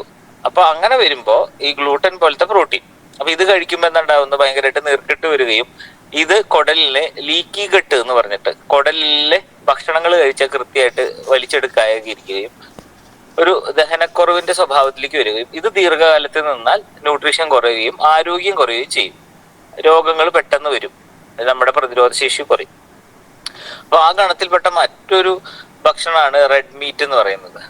റെഡ് മീറ്റ് എന്ന് വെച്ചാൽ ഇപ്പോ മാംസത്തിൽ രക്തമുള്ള, അതായത് പ്രത്യേകിച്ച് പോത്തിറച്ചി, പന്നിയിറച്ചി, ആട്ടിറച്ചി പോലത്തുള്ള സാധനങ്ങളിൽ നല്ല രക്തത്തിന്റെ കണ്ടന്റ് ഉണ്ട്. അപ്പൊ ഈ രക്തം നമുക്ക് കൃത്യമായിട്ട് കളഞ്ഞിട്ട് വേണമായിരുന്നു നമ്മൾ ഈ മാംസം ഉപയോഗിക്കാൻ. നമ്മുടെ നാട്ടിലെ കട്ടിങ് രീതികൾ കൊണ്ടും നമ്മൾ കുക്കിംഗ് രീതികൾ കൊണ്ടും അത് അത്ര നന്നായിട്ടിരിക്കുന്നില്ല. ഇപ്പോഴൊക്കെ ആണെങ്കിൽ ആളുകൾ കുറച്ചുകൂടി പച്ചയ്ക്ക് കൂടി കഴിക്കാൻ തുടങ്ങിയിട്ടുണ്ട്. അപ്പോൾ ഇതുപോലെ വളരെ ക്യാൻസർ ഉണ്ടാക്കുന്നതും ഓട്ടോമ്യൂൺ ഡിസോർഡേഴ്സ് ഉണ്ടാക്കുന്നതാണ്. ഇതുപോലത്തെ മറ്റൊരു സാധനമാണ് പാലിപ്പം. പാല് വളരെ ഡേഞ്ചർ ആയിക്കൊണ്ടിരിക്കുകയാണ്. പാല് നമുക്ക് കിട്ടുന്ന പല സാധനങ്ങളും പാലല്ല എന്നുള്ള രീതിയിലേക്ക് എത്തി തുടങ്ങിയിട്ടുണ്ട്. പിന്നെ ഒരു വളരെ സിമ്പിൾ ആയിട്ടുള്ളൊരു ചോദ്യമുണ്ട്. ഈ പാല് കുടിക്കണത് നമ്മുടെ മനസ്സിൽ എവിടെ പതിഞ്ഞുപോയി? പ്രോട്ടീൻ ആയതുകൊണ്ടാണ്, വളരെ എളുപ്പത്തിൽ കിട്ടുന്നതുകൊണ്ടാണ്. പക്ഷേ നിങ്ങൾ ആലോചിച്ചിട്ടുണ്ടോ, ഏതെങ്കിലും ഒരു വലിയ പശുവിന്റെ കിട്ടുന്ന പാല് കുടിക്കാറുണ്ടോ? നിങ്ങൾ അങ്ങനെ ഒരു സീൻ കണ്ടിട്ടുണ്ടോ? വലിയ ഒരു പശു ഒരു കറക്കുന്ന പശുവിന്റെ കിട്ടുന്ന പാല് കുടിക്കുന്ന കണ്ടിട്ടുണ്ടോ? ഇല്ല, നമ്മൾ അങ്ങനെ കണ്ടിട്ടില്ല. പശുക്കുട്ടി മാത്രമേ കുടിക്കുള്ളൂ. അപ്പൊ പശുക്കുട്ടിക്ക് കാൽസ്യത്തിന് വേണ്ടിയാണ് അത് കുടിക്കുന്നത്. നമ്മൾ ഇത്രയും പല്ലും നഖമൊക്കെ ഉള്ള ലോകത്തുള്ള എല്ലാ ഇറച്ചിയും തിന്നുന്ന പിന്നെ എന്തിനാണ് പാല് കുടിക്കുന്നത്? പാല് കുടിക്കേണ്ട ആവശ്യമില്ല. നമ്മൾ അത് എന്തോ ഒരു ഇതിനു വേണ്ടി പാല് ഇങ്ങനെ കുടിച്ചുകൊണ്ടിരിക്കുകയാണ്. പക്ഷെ ഈ പാലിന്റെ പ്രശ്നം എന്താ വെച്ചാലേ, ഈ പശുക്കൾക്ക് ഉണ്ടാകുന്ന ഏറ്റവും വലിയ രോഗം അകിട് വീക്കം എന്ന് പറഞ്ഞ അസുഖമാണ്, മാസ്റ്റൈറ്റിസ് എന്ന് പറയും. അപ്പൊ അത് ആണ് സാധാരണ വലിയ ഒരു ബുദ്ധിമുട്ടാണ്. അപ്പൊ അതിന് ഇവരിപ്പോഴും ആന്റിബയോട്ടിക് കോഴ്സ് എടുക്കും. അപ്പൊ ഈ ആന്റിബയോട്ടിക്സ് കഴിച്ച് ഇപ്പൊ ലോകത്തില് ആന്റി മൈക്രോബിയൽ റെസിസ്റ്റൻസ് എന്ന് പറഞ്ഞിട്ടൊരു അവസ്ഥയുണ്ട്. അതായത് ഒരു രോഗാണു, അതായത് ഇപ്പോ നമ്മള് വീട്ടില് ഒരാൾ വരുമ്പോ ഇഷ്ടമില്ലാത്ത ആളാണെങ്കിൽ ഒന്ന് ഇറങ്ങിപ്പോയിക്കോളും എന്ന് പറയും. അങ്ങനെ പറയേണ്ട അടുത്ത് നമ്മളൊരു ആറ്റം ബോംബ് വാങ്ങി വെച്ച് വീടിൻ്റെ ഉള്ളിൽ വെച്ച് പൊട്ടിക്കും. അപ്പൊ നമ്മളും പോവും, അയാളും പോവും, എല്ലാരും പോവും. അതാണ് ഇപ്പൊ സംഭവിക്കുന്നത്. അപ്പൊ ഈ പിന്നെ ഒരു ജീവിക്കെതിരെ അത് പ്രവർത്തിക്കില്ല. ഇപ്പൊ ആന്റി മൈക്രോബിയൽ റെസിസ്റ്റൻസ് എന്ന് വെച്ചാൽ ഇപ്പൊ കൊതുവിനുള്ള ആദ്യം ഒരു ആദ്യമൊക്കെ കൊതുക് പോവും, പിന്നെ അത് മണത്ത് അതിന് പരിചയമായി കഴിഞ്ഞാൽ പിന്നെ അത് ഇമ്മ്യൂണിറ്റി ആവും അതിനെ. പിന്നെ ആ കൊതുക് പിന്നെ അത് മണത്തുകൊണ്ട് കടിക്കും. അതുപോലെ ആയിപ്പോയി. അതുപോലെ ഉള്ള ഒരു അവസ്ഥയാണ് ആന്റി മൈക്രോബിയൽ റെസിസ്റ്റൻസ്. പക്ഷെ അടുത്ത 5 വർഷത്തില് ലോകത്ത് 10 കോടി ആള് മരിക്കും എന്നാണ് പറയുന്നത് ആന്റി മൈക്രോബിയൽ റെസിസ്റ്റൻസ് കാരണം. അതുകൊണ്ടാണ് ഇപ്പൊ അതിന്റെ അവയർനെസ് ഒക്കെ ഉണ്ട്. ആവശ്യമില്ലാതെ ആന്റിബയോട്ടിക്കുകൾ കഴിക്കരുത്, കണ്ട മരുന്നുകളൊന്നും കഴിക്കരുതെന്ന്. പക്ഷെ നമ്മൾ ഈ കഴിക്കുന്ന ഭക്ഷണത്തിൽ കോഴിയിലും മറ്റേ പാലിലും ഒക്കെ എന്താണെന്ന് വെച്ചാൽ ഇത്രയും ആന്റിബയോട്ടിക്സ് ഉണ്ട്. അപ്പൊ അത് നമ്മളെ കുട്ടികൾ കഴിക്കുന്നതുകൊണ്ടാണ്. നിങ്ങൾ നോക്കണം, നിങ്ങളുടെ വീട്ടിലുള്ള കുട്ടികളോ അല്ലെങ്കിൽ അടുത്തുള്ള കുട്ടികളോ പണ്ട് നമ്മൾ സ്കൂളിൽ പോകുമ്പോൾ അവധി എടുക്കുന്നത് മടി പിടിച്ച് പനി വരുത്തുകയായിരുന്നു. എന്തൊരു കഷ്ടപ്പെട്ട ഉള്ളി കക്ഷത്തിന്റെ ഇടയിലൊക്കെ വെച്ചിട്ടായിരുന്നു പനി പിടിപ്പിച്ചിരുന്നത്. ഇപ്പൊ അങ്ങനെ പനിയൊന്നുമില്ല. എല്ലാ കുട്ടികൾക്കും ആഴ്ചയിൽ 3 ദിവസം വയ്യ. അവരുടെ സ്കൂൾ ഗോയിങ് ഡേയ്സ് വരെ വളരെ കുറഞ്ഞു പോയി. മിക്കവാറും അസുഖമായിരിക്കും എല്ലാ കുട്ടികൾക്കും. അപ്പൊ അവര് കഴിക്കുന്നത് പാലും ബിസ്ക്കറ്റും. ഇപ്പൊ പാലും ബിസ്ക്കറ്റ് എന്ന് പറഞ്ഞാൽ ഗോതമ്പയില്ലേ. അപ്പൊ അങ്ങനെ രോഗപ്രതിരോധ ശേഷി കുറഞ്ഞൊരു തലമുറ ഉണ്ടാവുകയും ചെയ്യുന്നത്.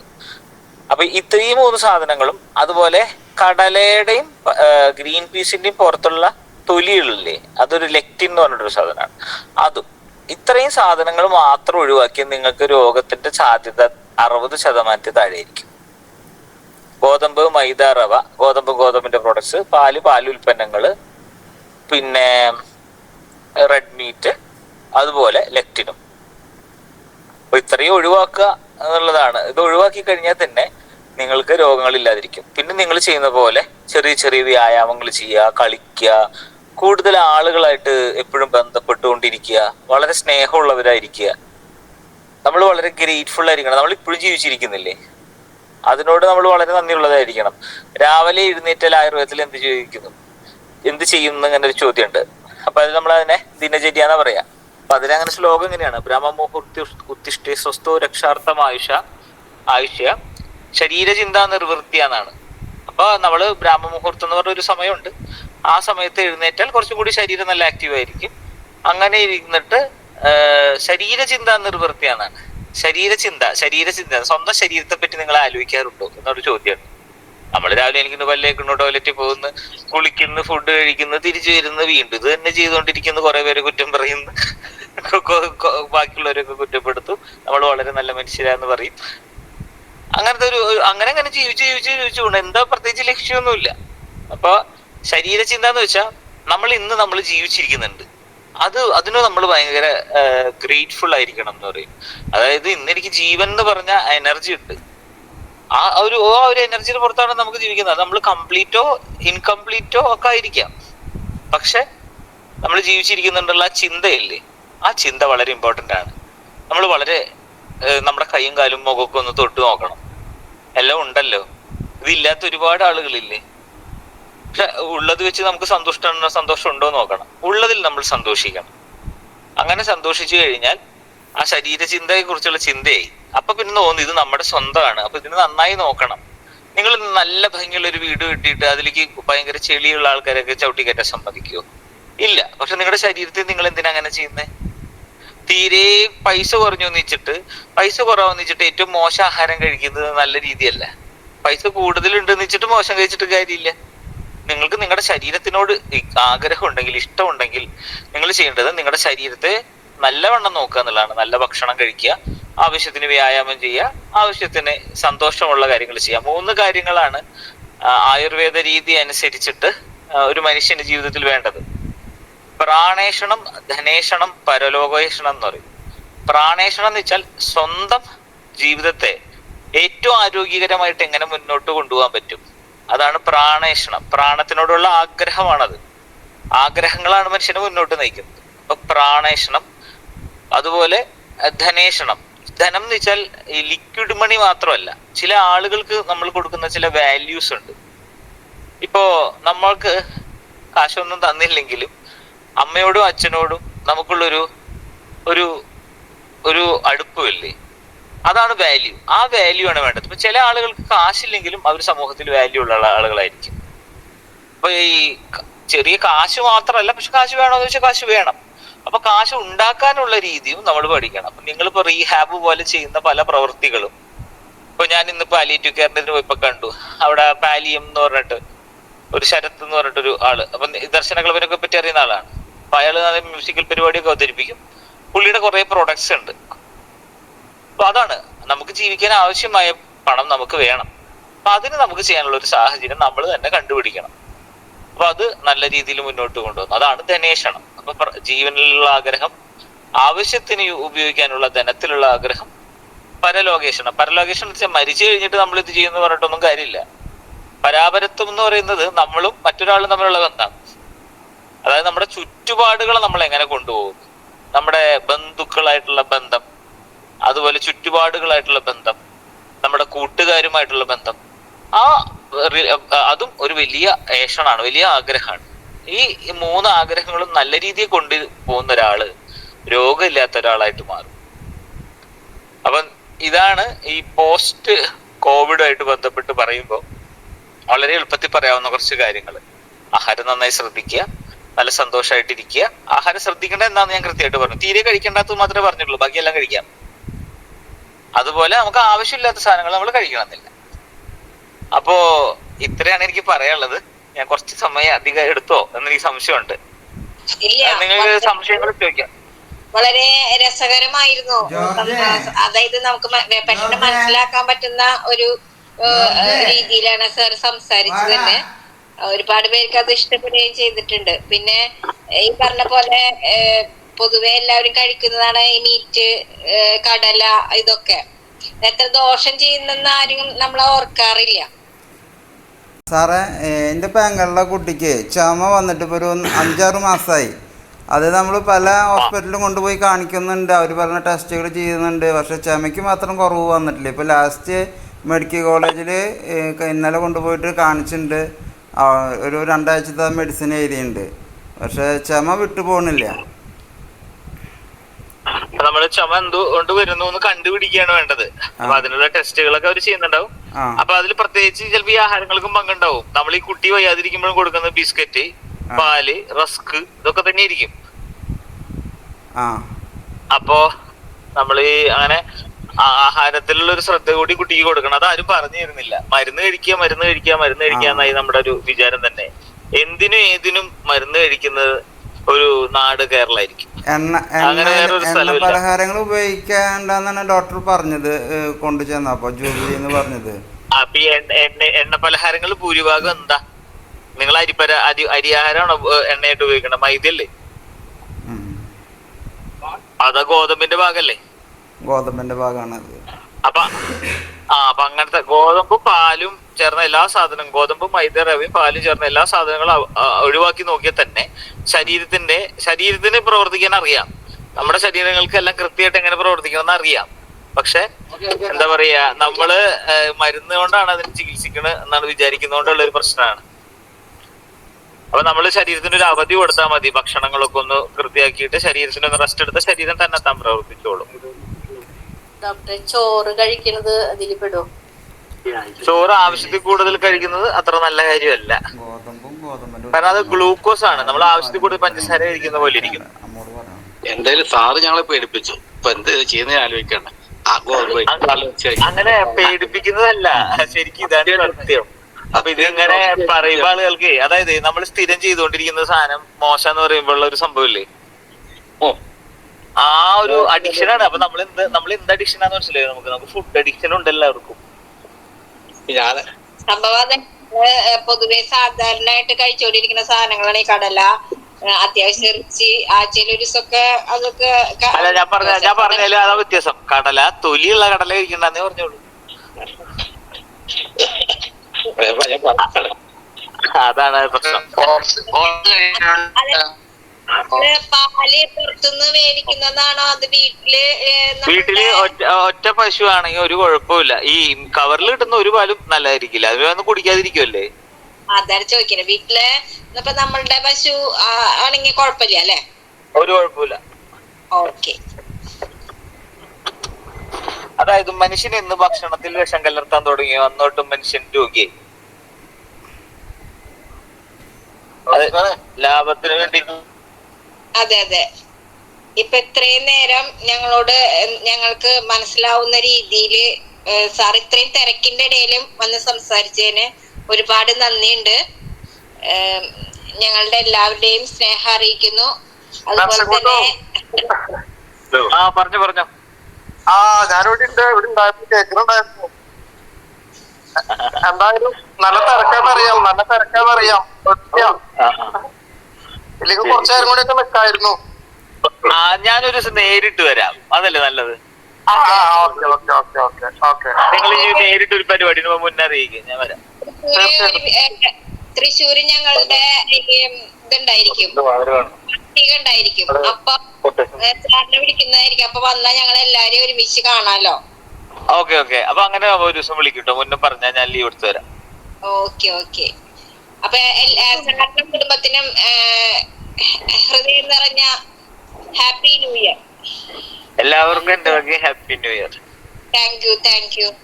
ഞങ്ങൾക്ക് എത്താൻ പറ്റത്തില്ലല്ലോ, ഞങ്ങൾക്ക് ഓൺലൈൻ വഴിയേ പറ്റുള്ളൂ. അപ്പൊ ഓൺലൈനിൽ ഒന്നുകൂടി കാണാം. സാറിന് ഞങ്ങളുടെ ഹാപ്പി ന്യൂ ഇയർ ആശംസകൾ അഡ്വാൻസ്. കൂട്ടായ്മയിലെ എല്ലാവർക്കും ഹാപ്പി ന്യൂ ഇയർ. അപ്പൊ ശരി, ഞാൻ പോവാണേ. Thank you. വിശിഷ്ടാതിഥിയായി എത്തിച്ചേർന്നിരിക്കുന്നത് പരിശീലകൻ, രചയിതാവ്, first motivation novelist, retired army personal,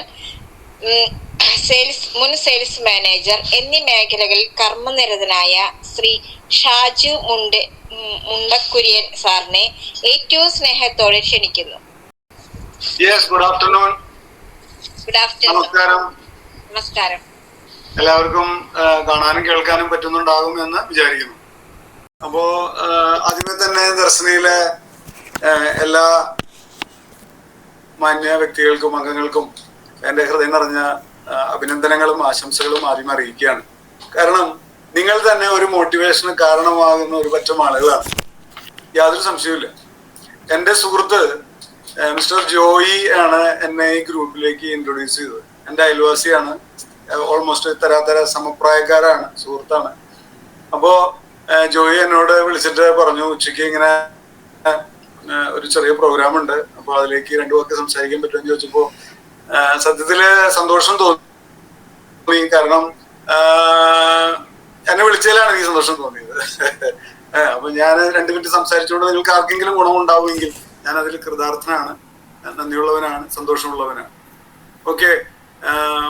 വളരെ ചുരുങ്ങിയ സമയമാണ് അനുവദിച്ച് നൽകിയിട്ടുള്ളത്. അപ്പൊ വലിയ വിഷയങ്ങളൊന്നും കൈകാര്യം ചെയ്യാനായിട്ട് ഈ ചുരുങ്ങിയ സമയം കൊണ്ട് പറ്റില്ല. എങ്കിലും എൻ്റെ ഒരു പ്രിൻസിപ്പിൾ എന്ന് വെച്ചാൽ, എൻ്റെ ഒരു പോളിസി എന്ന് പറഞ്ഞു കഴിഞ്ഞാൽ, നമ്മൾ രണ്ടു വീട്ടിൽ കുറച്ചു നേരം സംസാരിച്ചു കഴിഞ്ഞാൽ ഈ പിരിഞ്ഞു പോകുന്ന സമയത്ത് നമുക്ക് കൊണ്ടുപോകാനായിട്ട് എന്തെങ്കിലും ഉണ്ടാവും. അതായത് ഒരു വാല്യൂ അഡീഷൻ സംഭവിക്കണമെന്ന് ഞാൻ എപ്പോഴും ആഗ്രഹിക്കുന്ന ഒരാളാണ്. അല്ലാത്ത എല്ലാ സംഭാഷണങ്ങളെയും നമ്മൾ വ്യർത്ഥ ഭാഷണം എന്നാണ് വിളിക്കുന്നത്. അപ്പൊ ഈ വ്യർത്ഥ ഭാഷണം നടത്തുന്നത് തന്നെ ജീവിതത്തിനെ പരാജയത്തിലേക്ക് നയിക്കുന്ന ഒരു കാര്യമാണ്. കാര്യമുള്ള കാര്യങ്ങൾ സംസാരിക്കുക. അല്ലെങ്കിൽ അറ്റ്ലീസ്റ്റ് സന്തോഷിക്കാൻ പറ്റുന്ന കാര്യങ്ങൾ സംസാരിക്കുക. അങ്ങനെ നമ്മളുടെ സംസാരത്തിന്റെ മേലൊരു കടിഞ്ഞാണ്ടിടുമ്പോൾ തന്നെ നമ്മളുടെ ജീവിതം സുന്ദരമാവും. അതാണ് എനിക്ക് ആദ്യം ഈ നിമിഷത്തിൽ ഓർമ്മിപ്പിക്കാനായിട്ടുള്ളത്. പിന്നെ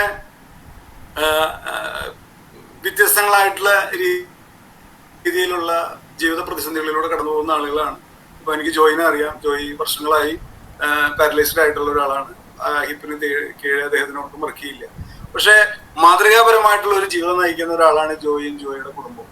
ഞങ്ങളൊക്കെ അയൽപക്കത്തും സുഹൃത്തുക്കളൊക്കെ ആയിട്ട് ചുറ്റുവട്ടത്തിരുന്നുകൊണ്ട് അത് കാണുകയും അഭിനന്ദിക്കുകയും ചെയ്യുന്ന ആളുകളാണ്. പല സ്ഥലങ്ങളിലേക്കും ജോയി മാതൃകാപരമായിട്ട് സംസാരിക്കുന്നതിന് വേണ്ടി പലയിടങ്ങളിലും പോകാറുണ്ട്. ജീവിതം കൊണ്ട് മോട്ടിവേഷൻ നൽകുന്ന കഥാപാത്രങ്ങളാണ് ഇവിടെ ഇരിക്കുന്നവരെല്ലാവരും. അപ്പൊ നിങ്ങളിൽ നിന്നാ ഞാൻ പഠിക്കേണ്ട, അപ്പൊ എന്നിൽ നിന്ന് നിങ്ങൾക്ക് പഠിക്കാൻ കാര്യമായിട്ടുണ്ടാവുമോ എന്ന് അറിയില്ല. എങ്കിലും എൻ്റെ കഴിഞ്ഞ കാല ജീവിത അനുഭവങ്ങളുടെ വെളിച്ചത്തിൽ കിട്ടിയ ചില അനുഭവങ്ങൾ അല്ലെങ്കിൽ ചില ദർശനങ്ങളൊക്കെ ഈ ദർശനയിൽ അംഗങ്ങളായിട്ട് പങ്കുവയ്ക്കുന്നതിൽ എനിക്ക് സന്തോഷമാണുള്ളത്. എനിക്ക് ആദ്യം സൂചിപ്പിക്കാനായിട്ടുള്ളത്, ഞാൻ എൻ്റെ ജീവിതാനുഭവത്തിൽ തന്നെ തുടങ്ങാമെന്ന് വിചാരിക്കുകയാണ്. ഞാൻ കൊറോണ വന്ന വർഷം ഒരു മെയ് മാസം 3-ാം തീയതി ഒരു ആർട്ട് വർക്ക് ചെയ്യണം എന്നുള്ളൊരു ആഗ്രഹമുണ്ട്. എനിക്ക് അങ്ങനത്തെ കഴിവുള്ള ആളൊന്നുമല്ല കേട്ടോ. അപ്പോൾ പറമ്പിൽ നിന്ന് കൊറോണ വന്ന കാരണം പറമ്പിൽ നിന്നും പറക്കി കൊണ്ടുവന്ന വേരിന്റെ കഷ്ണത്തിന്റെ മേലിൽ ചെറിയ തോതിൽ ഷേപ്പൊക്കെ ഉണ്ടാക്കി ഇങ്ങനെ ചെയ്തുകൊണ്ടിരിക്കുന്നതിന്റെ ഇടയിൽ കുറച്ചും കൂടിയും തീഷ്ണത കയറിയിട്ട് ഞാൻ വിചാരിച്ചു സ്പീഡിൽ ചെയ്യാൻ വേണ്ടി എൻ്റെ ഓഫീസിൽ വന്ന് സ്റ്റോറിൽ നിന്ന് ഈ വുഡ് കട്ടർ വലിയൊരു മെഷീനൊക്കെ എടുത്തുകൊണ്ട് പോയിട്ട് ഞാനിത് വെച്ച് പണിയാൻ തുടങ്ങി. എൻ്റെ അറിവ് കുറവ് കാരണം, പരിശീലനയ്ക്ക് മുൻ വൈദഗ്ധ്യം ഇല്ല, ഞാൻ ആദ്യമായിട്ടാണ് ഈ കാര്യം ചെയ്യുന്നത്. ഈ കട്ടർ എൻ്റെ കയ്യിൽ നിന്ന് വീണു. അങ്ങനെ എൻ്റെ തുട പൊളിഞ്ഞു. തുട എന്ന് പറഞ്ഞു കഴിഞ്ഞാൽ ഏകദേശം 45 സ്റ്റിച്ച് ഇട്ട് പ്ലാസ്റ്റർ ഇട്ട് 12 ആഴ്ച, അതായത് 3 മാസം ഞാൻ ബെഡ് റിഡൺ ആയി കിടന്നു. അപ്പൊ ആ ഒരു സംഭവം തീർച്ചയായിട്ടും അതിനേക്കാൾ വലിയ അനുഭവങ്ങളിലൂടെയാണ് നിങ്ങൾ കടന്നു പോകണേട്ടാ, അതെനിക്കറിയാം. എങ്കിലും ഞാൻ ആ 12 ആഴ്ച എനിക്ക് അങ്ങനെ ഗുണകരമായി എന്ന് പറയാനാണ് ഞാൻ ശ്രമിക്കുന്നത്. അപ്പൊ ആ ഒരു സമയത്ത് എനിക്ക് വേറെ ഒന്നും ചെയ്യാനില്ല. ഇങ്ങനെ ബെഡിലും വെറുതെ കിടക്കുന്ന ഒരു മനുഷ്യൻ എന്താ ഞാൻ ചെയ്യാൻ പറ്റും? അപ്പൊ ഇങ്ങനെ ആലോചിച്ചപ്പോ എന്റെ മനസ്സിലൂടെ പല കാര്യങ്ങളും കടന്നുപോയി.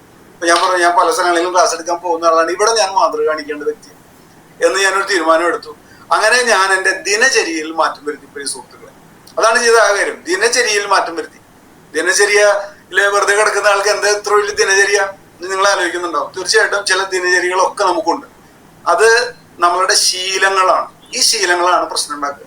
അപ്പൊ ഞാൻ അറിഞ്ഞുകൊണ്ട് എൻ്റെ ശീലങ്ങൾക്ക് ഒരു മാറ്റം വരുത്തി. ഞാൻ എഴുതാൻ തുടങ്ങി. അങ്ങനെ എഴുതിയ പുസ്തകമാണ് ഹിപ്പ് ഹിപ്പ് ഹുറേ എന്ന് പറയുന്നത്. മലയാളത്തിലെ ആദ്യത്തെ മോട്ടിവേഷണൽ നോവൽ എന്ന പേരിൽ അത് അറിയപ്പെടുന്നു. ഒരു ഫസ്റ്റ് എഡിഷൻ മുഴുവൻ പുസ്തകവും പ്രിന്റ് ചെയ്ത് വിറ്റ് കഴിഞ്ഞു, ആളുകൾ മേടിച്ചു. എന്നാൽ 2ാമത്തെയും 3ാമത്തെയും എഡിഷൻ ഇറക്കാനുള്ള എൻ്റെ ഒരു വൈമുഖ്യം കാരണം അടുത്ത പരിപാടികളൊന്നും നടന്നിട്ടില്ല. ഞാൻ അങ്ങനെ ഒരു എന്തോ എൻ്റെ തിരക്കുകളും മറ്റുള്ള കാര്യങ്ങളും കാരണം ഞാൻ അതിൽ നിന്ന് മാറി എന്നാണ് പറയാനുള്ളത്. എനിക്ക് മുൻകാല എഴുത്തിന്റെ പരിചയങ്ങളോ ബാക്കിയുള്ള കാര്യങ്ങളോ ഒന്നും തന്നെ ഇല്ല. പക്ഷേ നമ്മുടെ ജീവിതത്തിൽ സങ്കടകരമായിട്ടുള്ള ഒരു സാഹചര്യം ഉണ്ടാകുമ്പോൾ നമുക്ക് പ്രയത്നിക്കാൻ അല്ലെങ്കിൽ പ്രവർത്തിക്കാൻ സാധാരണ രീതിയിൽ പ്രവർത്തിക്കാൻ പറ്റാത്ത ഒരു സാഹചര്യം ഉണ്ടെങ്കിൽ ഈ പ്രകൃതിക്ക് അല്ലെങ്കിൽ ദൈവത്തിന് നമ്മളെ കുറിച്ചിട്ട് അസാധാരണമായ ഒരു പദ്ധതി ഉണ്ടെന്ന് തിരിച്ചറിയുമ്പോഴാണ് നമ്മളെ ജീവിതം സുന്ദരമാക്കാനായിട്ട് പറ്റുക. അപ്പൊ അതിനുവേണ്ടി ചെയ്യുന്ന ഒരു ചെറിയ ടിപ്പ്, അതാണ് ഞാൻ ഇന്ന് ഈ ചുരുങ്ങിയ സമയത്തിനുള്ളിൽ നിങ്ങളോട് പറയാനായിട്ട് ആഗ്രഹിക്കുന്നത്. ഇപ്പൊ ഒരുപക്ഷെ നിങ്ങൾക്ക് തോന്നുന്നുണ്ടാവും, അല്ലെങ്കിൽ നമ്മൾ ഓരോരുത്തരും ചെറിയ ക്ലാസ്സുകളിൽ നിങ്ങൾക്ക് പല മോട്ടിവേഷൻ ക്ലാസ്സൊക്കെ കൂടെ തരുന്ന ആളുകളാണ്. എല്ലാവരും പറയുന്നുണ്ടാവും ജീവിതത്തിൽ ലക്ഷ്യം വേണം എന്ന് എല്ലാവരും പറയും. ഞാൻ പറയും, ലക്ഷ്യം ഉണ്ടായി കഴിഞ്ഞാൽ നമ്മളെ തളച്ചിടും. ലക്ഷ്യം നമ്മളെ തളച്ചിടും. അതാണ് ഏറ്റവും വലിയ കാര്യം. എൻ്റെ ഒരു കാഴ്ചപ്പാടാണ് കേട്ടോ. അപ്പൊ ഞാനത് സമർത്ഥിക്കാൻ ആഗ്രഹിക്കുന്നതിന്റെ കാരണം, പരീക്ഷയിൽ 1ാം റാങ്ക് മേടിക്കണം, അല്ലെങ്കിൽ ഒരു PSC പരീക്ഷയിൽ ജയിക്കണം, അല്ലെങ്കിൽ ഇന്ന ഒരു കാര്യം ചെയ്യണം എന്ന് വിചാരിക്കുന്ന ഒരാളാണ്. പരീക്ഷ എഴുതുന്നവരാണ് എല്ലാവരും. എന്നാൽ പരീക്ഷയിൽ 1ാം റാങ്ക് ഒരാൾക്ക് മാത്രമല്ലേ കിട്ടുന്നു. PSC പരീക്ഷ എഴുതിയാൽ സെലക്ഷൻ ലിസ്റ്റിൽ വരുന്നവർ 300, 400, 500 പേരല്ലേ ഉള്ളൂ. അപ്പൊ ബാക്കിയുള്ളവരൊക്കെ എന്ത് പറ്റി? അവർക്ക് ലക്ഷ്യമില്ലാതിരുന്നിട്ടാണോ? 20,000 പേര് പരീക്ഷ എഴുതി 500 പേര് ജയിച്ചു. അപ്പോ ഈ 19,500 പേര് ലക്ഷ്യമില്ലാത്ത ഒരാൾക്കാരായിരുന്നോ? അല്ല, അവർക്കൊക്കെ ലക്ഷ്യമുണ്ടായിരുന്നു. എല്ലാവർക്കും ലക്ഷ്യമുണ്ടായിരുന്നു. പക്ഷേ അതിൽ നമ്മൾ മനസ്സിലാക്കേണ്ട കാര്യം, ലക്ഷ്യം കൊണ്ട് മാത്രം വിജയിക്കാൻ പറ്റില്ല. ലക്ഷ്യം കൊണ്ട് നമുക്ക് വിജയിക്കാൻ പറ്റില്ല. ലക്ഷ്യമുള്ളവരെ എല്ലാവരും ജയിക്കാറുമില്ല. നമ്മൾ നോക്കിയറിയാം, നമ്മുടെ വീട്ടിൽ തന്നെ നമ്മൾ തന്നെ എത്രയോ കാര്യങ്ങൾ ചെയ്യണമെന്ന് വിചാരിച്ചു, നമുക്ക് പലതും അത് ചെയ്യാൻ പറ്റാതെ പോകും. അതിന്റെ കാര്യം ലക്ഷ്യമില്ലാത്തത് കൊണ്ടല്ല, അടിത്തറയിൽ നമ്മൾ പണിയാത്തത് കൊണ്ടാണ്. അപ്പോ അതാണ് ഒരു കാര്യം എനിക്ക് പറയാനായിട്ടുള്ളത്. ഇനി ഒരു ലക്ഷ്യം ഉണ്ടെന്ന് തന്നെ വിചാരിക്കുക. ഒരു ലക്ഷ്യമുണ്ട്, അതൊരു താൽക്കാലികമായിട്ടുള്ള മാറ്റമായിരിക്കും. അത് നമ്മൾ എത്തിച്ചു കഴിഞ്ഞാൽ ആ ഒരു ലക്ഷ്യത്തിലേക്ക് നമ്മൾ എത്തിക്കഴിഞ്ഞാൽ ഒരു താൽക്കാലികമായിട്ടുള്ള ഒരു മാറ്റം മാത്രമായിരിക്കും. ഞാനൊരു ഉദാഹരണം പറയാം. ഇപ്പോൾ നമ്മളുടെ റൂം, നമ്മളിരിക്കുന്ന മേശപ്പുറം പലപ്പോഴും അലങ്കോലമായിട്ടാണ് കിടക്കണമെന്ന് വിചാരിക്കും. അപ്പൊ നമ്മളൊരു തീരുമാനം എടുക്കും, ഇന്നത് ശരിയാക്കിയിട്ട് വേറെ പണികൾ ചെയ്യുള്ളൂ. അങ്ങനെ നമ്മൾ മേശപ്പുറം ശരിയാക്കി, അല്ലെങ്കിൽ നമ്മളുടെ ബെഡ്റൂം ശരിയാക്കി, അല്ലെങ്കിൽ നമ്മളുടെ ലിവിങ് റൂം ശരിയാക്കി. കൊച്ചു കാര്യങ്ങളാണ്. എന്നാൽ ആ ഒരു ദിവസം ശരിയാകുമ്പോൾ താൽക്കാലികമായ ലക്ഷ്യം പൂർത്തിയാവും. എന്ത്? റൂം വൃത്തിയായിട്ടിരിക്കണം എന്നുള്ളത്. എന്നാൽ സ്ഥിരമായിട്ട് അതിരിക്കണമെങ്കിലോ ആ ഒരു ലക്ഷ്യം കൊണ്ട് കാര്യമില്ല. അവിടെ നമ്മൾ വളർത്തിയെടുക്കേണ്ട ഒരു കാര്യമാണ് ഒരു ശീലം. നമ്മൾ വളർത്തിയെടുക്കണം. ശീലമാണ് ജീവിതത്തെ മാറ്റുന്നത്. നമ്മൾ ജീവിതത്തിന്റെ സൈക്കിൾ ഒന്ന് പരിശോധിച്ചാലേ, സർക്കിൾ ഒരു വട്ടം വരച്ചിട്ട് എങ്ങനെയാണ് നമ്മൾ ജീവിതത്തിന്റെ ഒരു നീങ്ങുന്നതെന്ന് നമ്മൾ ചിന്തിച്ചാൽ നമുക്ക് മനസ്സിലാകും. അതായത് ചിന്തയാണ് എല്ലാത്തിന്റെയും കാരണം. ചിന്ത എവിടേക്കാണ് നീങ്ങുന്നത്? ചിന്ത നീങ്ങുന്നത് വാക്കുകളായിട്ടാണ്. ചിന്തിച്ച കാര്യങ്ങളാണ് പലപ്പോഴും നമ്മളോട് സംസാരിക്കും. ഇപ്പൊ ഞാൻ വരുമ്പോ ജോയനോട് പറഞ്ഞ ഭാഗമായിട്ട് ഇന്നലെ നിങ്ങളുടെ PU സാർ എന്നെ വിളിച്ചു. അതിൽ നിന്നാണ് എനിക്ക് വീണ്ടും, ഞാൻ സത്യത്തിൽ ഒന്ന് മൈൻഡ് ചെയ്ത് പോയേനെ. അദ്ദേഹം രാത്രി വിളിച്ചു, ഞാൻ യാത്ര കഴിഞ്ഞ് വരികയായിരുന്നു. അപ്പൊ ഈ ചുരുങ്ങിയ സമയം കൊണ്ട് ഞാൻ ആദ്യം എന്താ ചെയ്തത്, ഞാൻ ചിന്തിച്ചു എന്തായിരിക്കും നമ്മുടെ സുഹൃത്തുക്കളോട് പറയാ. ദൈവമേ, അവർക്ക് ഉപകാരം കിട്ടണം, ഞാൻ വെറുതെ പറഞ്ഞിട്ട് കാര്യമില്ലല്ലോ. അപ്പൊ ഞാൻ ചിന്തിച്ചു. ആ ചിന്തിച്ച കാര്യങ്ങളാണ് ഇപ്പൊ നിങ്ങളുടെ അടുത്ത് പറയുന്നത്. അപ്പൊ ചിന്ത എന്തായി? വാക്കായി. മനസ്സിലായില്ലേ? അപ്പൊ ചിന്തകൾ വാക്കുകളാവും. അതാണ് നമ്മൾ സംസാരിക്കുന്നത്. അപ്പൊ വാക്കുകളാണ് പ്രവൃത്തികളാവും. അടുത്തത് നമ്മൾ വിചാരിച്ച കാര്യങ്ങൾ ഇപ്പൊ ചെയ്തു. അപ്പൊ ഞാനിപ്പോ ചെയ്തുകൊണ്ടിരിക്കുകയാണ്, ചെയ്തുകൊണ്ടിരിക്കുന്നുണ്ട്.